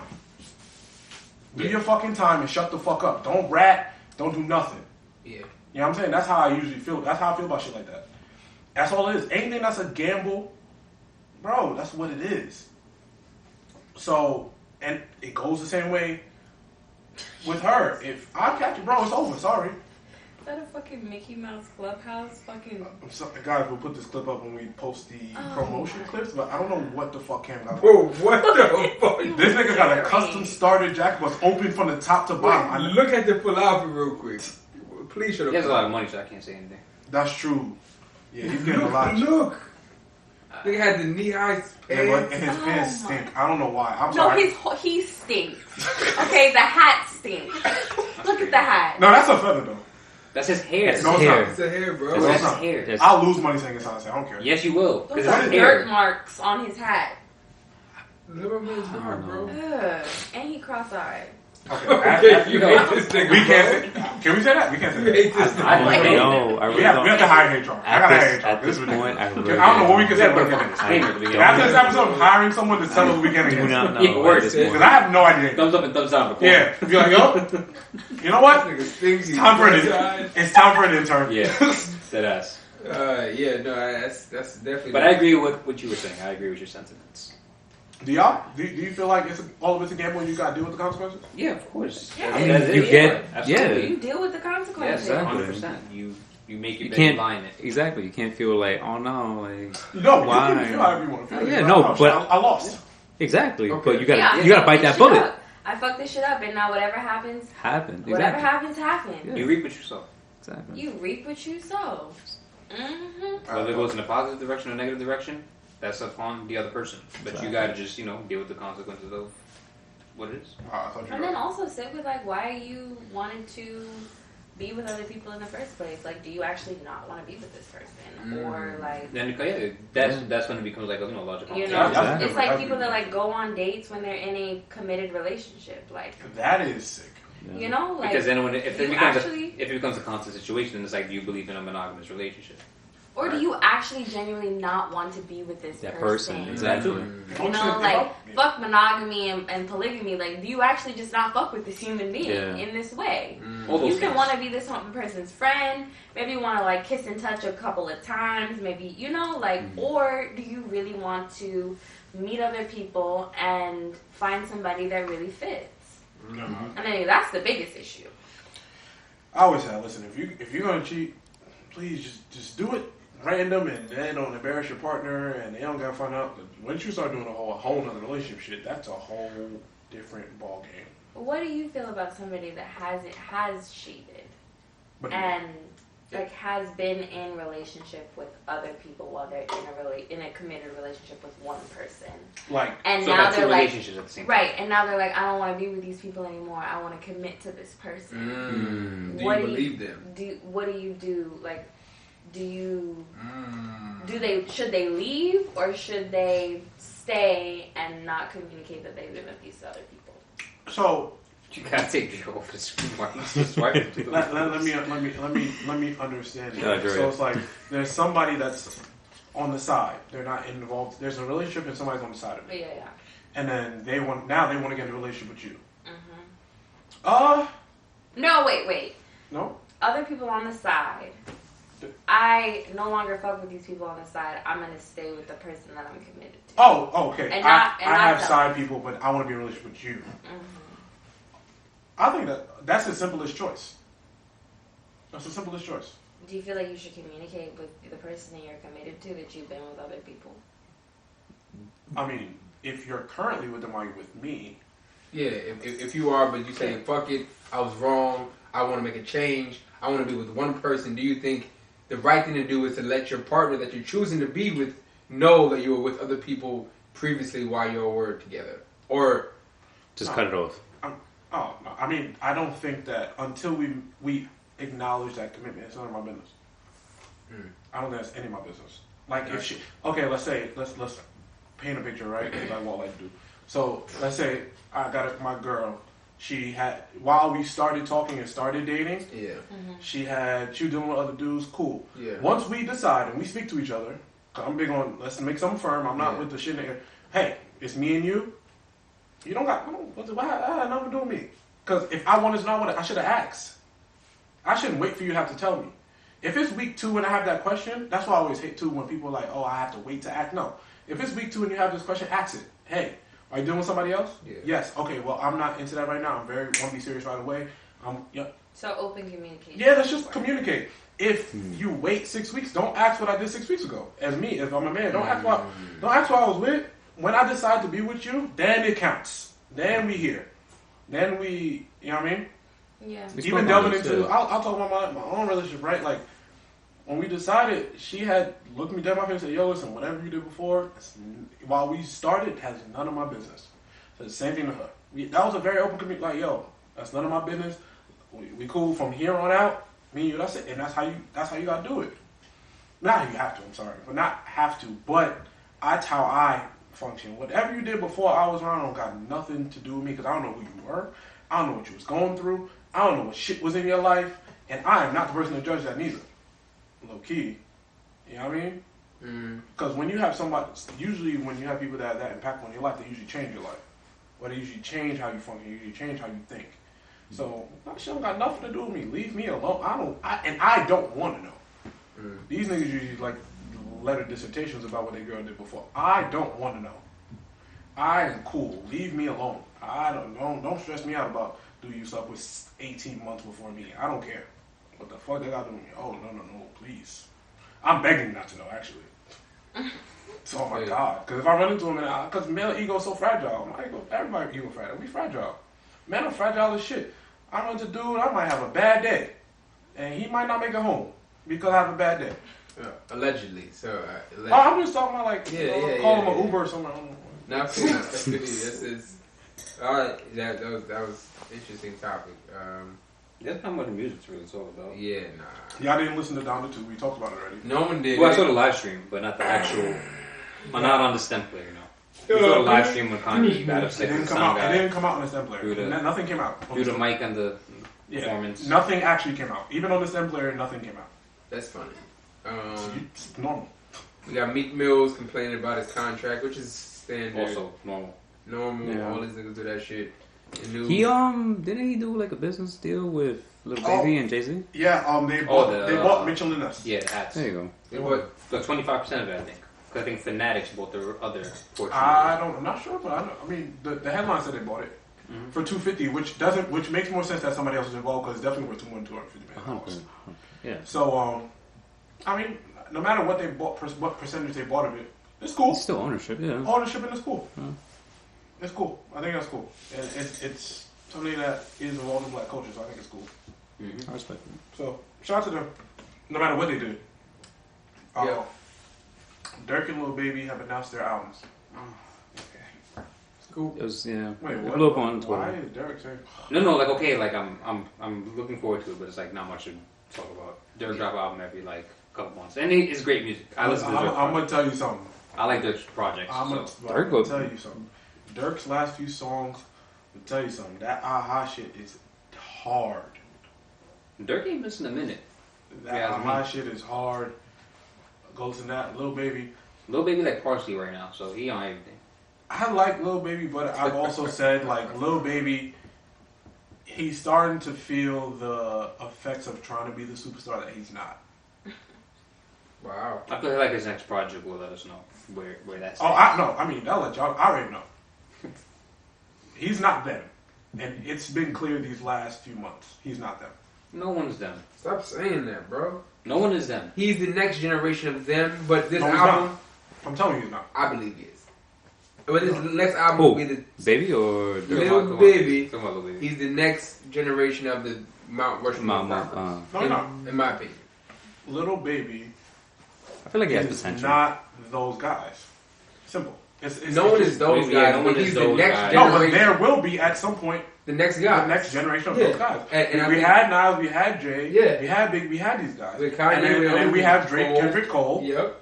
Little Baby's not one of. He's not them. I no, think so. he's not. He's not. He's not. He's Name not. two I'm Lil sorry. Baby songs. He's not. Okay, and this album will be all telling. If you guys had to choose one artist right now, you think is one of them, who would you choose? I don't think he's here yet. I personally don't think he's here yet. You can have that opinion. I genuinely don't think he's here To yet. be in a Mount Rushmore or is it top 3? To be one of the biggest one of them. acts moving forward. Now, The biggest. we have. It's been clear for the last decade plus that we've had 3 superstars: There's only one person. that Drake, can be. Cole, Kendrick.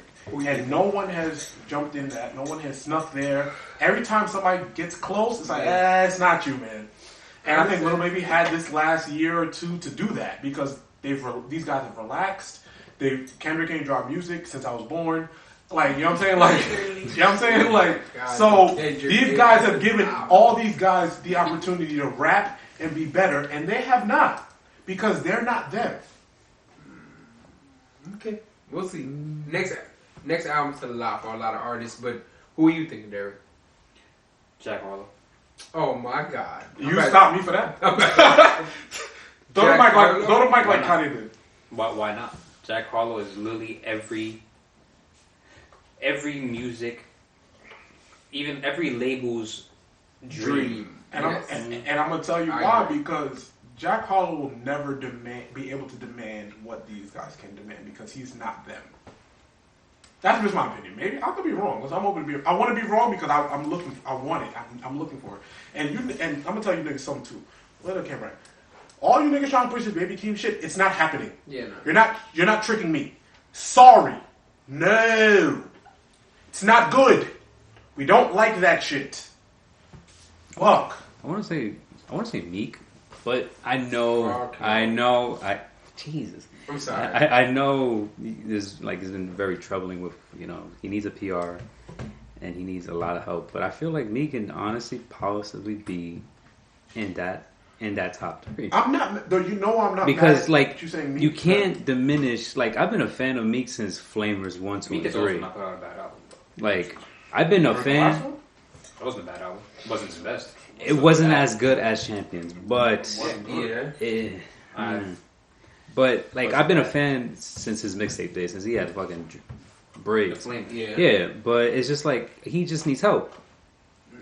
But I feel like he can be in the top 3, Possibly, like music wise. music wise. But to get in the top 3, it has to be a perfect combination of moving right in culture and society, Which he doesn't have.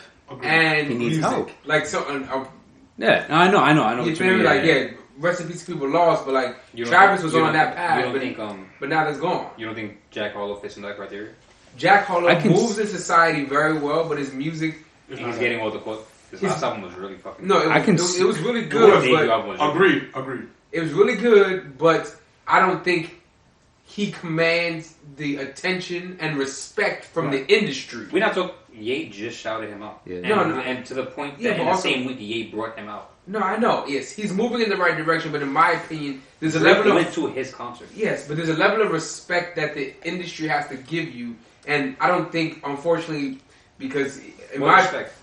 because he's white, he'll never get the respect like Quavo will, or because that's just what it is. Quavo gets more respect Then than Jack Harlow in the industry. Come on, bro. I think. Okay, let me. In the industry, You're gonna make this conversation go one other way. Stop. Let me. Attempt to. No, this is so. Because I agree, with Walter. I think Jack has the potential to be very fan loved. He has the potential to be fan loved like the masses. But the difference is with Jack and the rest of the big 3 is when We're not talking about the big 3 anymore. You gotta start talking about the big 3. I'm talking about the next level of superstar. Yeah, but you can't compare them to the big Okay, 3. okay, let's take them out. the next level of rap superstar, right? I'll use Eminem as an example because Eminem's a white rapper. And not now, when Eminem first started. People loved Eminem because when Eminem walked in the room, there was fear. It was like, I don't They didn't know who the fuck Marshall Mathers was. Weird. Yeah. He was very on antidepressants. Okay, that too. But I mean, it is true, bro. All right. Listen, man, I love suicidal Marshall Mathers compared to the fucking now Eminem. And he was deep. He was deep. Right. He was different. Exact. So my thing. Exact. So for him to be, Eminem's an alien rapper. Like he's one of the rappers that's like, oh shit, what the fuck is he about to do? It put fear in rappers' hearts. No, I wouldn't say rappers, artists. It put fear in artists' hearts. I don't know that Jack Harlow does that. Jack Harlow sounds like a very great commercial rapper because I love his first album, and that's the only thing. I think sometimes you get Drake, Cole, and Kendrick, not to bring it back. They're aliens. You have no idea what they're about to do. You don't know if you're going to get a great Drake verse or if he's about to sing his heart out.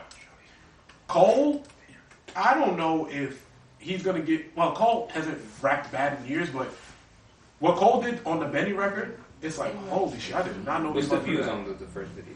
No. 10 million. Yes, 10 million views in 5 days. Which is, I mean, I think Jack Harlow's a star. I'm talking about in the future. I'm not saying no. So that's what I. Yeah, he's circling back to this conversation. But I don't think he's that good. I think he's a great artist, but I don't think he's that good of an artist to be there. Because as much as popular as you are, you have to be like.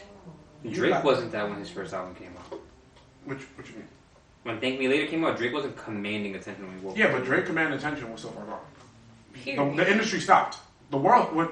I remember being in 9th grade. Best I ever had coming on it changed shit. So Far Gone came out. Drake literally got turned out from labels because of him being Jewish. Okay, and niggas turned down Get Rich or Die Trying. Idiots. And it's Diamond. That shit happens all the time. You don't command attention if you get turned down.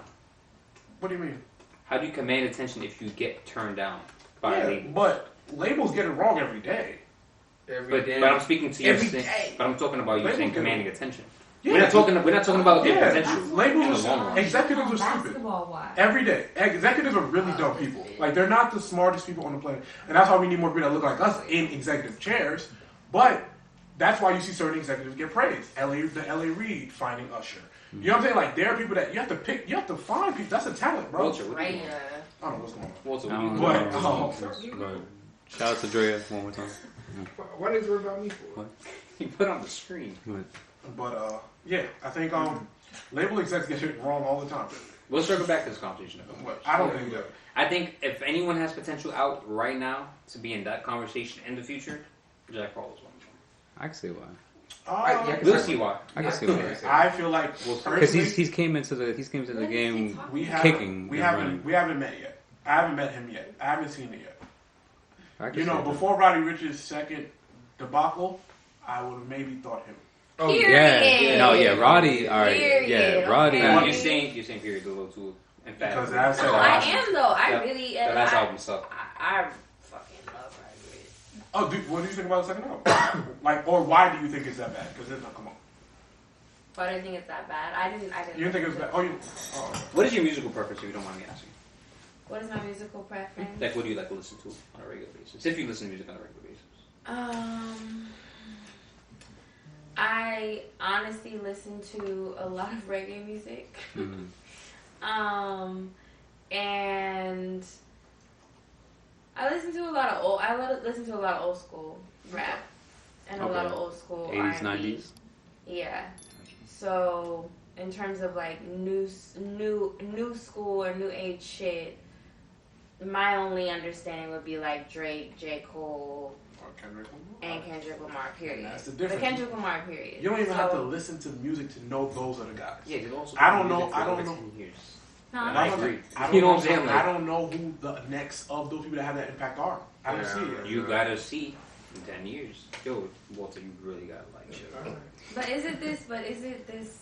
What's his name? Jack Harlow. Jack Harlow. What? This Drake. I saw him in the industry, huh? This Drake. Oh, I'm not pulling from the screen. Right. Yeah. But why do you feel like it's him? Because he, like I had said before, he's exactly what every label would want to push. Because what makes you those big three is the backing that you have. And Jack Harlow is one of those guys that all around have it. Plus the support of the industry artists. But that's where I disagree. Those three started without. They're so talented they had to fight. J. Cole tells the story all the time about how he waited outside of Rock Nation for years to give his CD to Jay-Z, and finally somebody took it and was like, "Oh shit, this is alright." Yeah, everyone has a story right. before they get How signed. did this man get into it? I have no idea. DJ Drama signed him. Yeah. Now, you don't know. You don't know DJ Another Drama. white man. DJ Drama signed, but DJ Drama is also part of the culture. DJ Drama is one of the biggest. He's also the reason for Little Uzi. Yeah.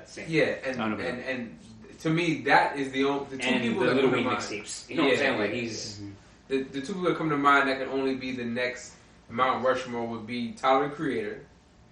I agree. I can see that. Yeah, Tyler the Creator and because he makes such phenomenal Uzi. music. Those are two of the people that I think could take over the throne. I feel like because Uzi makes such not different. Uzi's already a superstar to me, but it's in a different realm. I don't know why. It's in a different realm. Tyler the Creator to me. I want to say Tyler. See, the thing is, the difference with me between Tyler when I can put him in that is because he hangs out with all these guys, and all these guys respect him different. Yes. You Okay. know what I'm saying? Like everybody, it seems like I could be wrong. Everybody wants to rap with Tyler. Yeah. You know what I'm saying? Like everybody seems like they want to rap it's with. It's like the wild card. They want to get that. Everybody now, the Tyler Creator feature is starting to become very revered. Yeah, it is. It's the wild card because like they didn't think a kid that like 10 years ago rapping Yonkers could do his latest numbers and shit like that. And you see, like, I guess I use Drake, Kendrick Cole, all three of them. If a new artist gets that feature, they're like, oh shit, like, I got that. Tyler's starting to become that, and I want to remember the person I heard say, damn, I really want a Tyler Creator feature. Someone said it on a podcast like, yo, that's my dream feature. And he started to become that because he rapped so well on his most previous album. So that's why Tyler, I completely agree. What's up, you guys? You guys said Uzi. Uzi makes such eclectic music. It's a little bit different to me. I understand. Yeah, hearing a Benny the Butcher and Lil Uzi song would be horrible. But Tyler and Benny because Tyler is so talented. It's like, holy shit, I want to know what's going on. And like he has his own sounds. When you create with him, you're meshing both your sounds. You feel me? Okay, you're right. What happened to Earl? Earl Sweatshirt?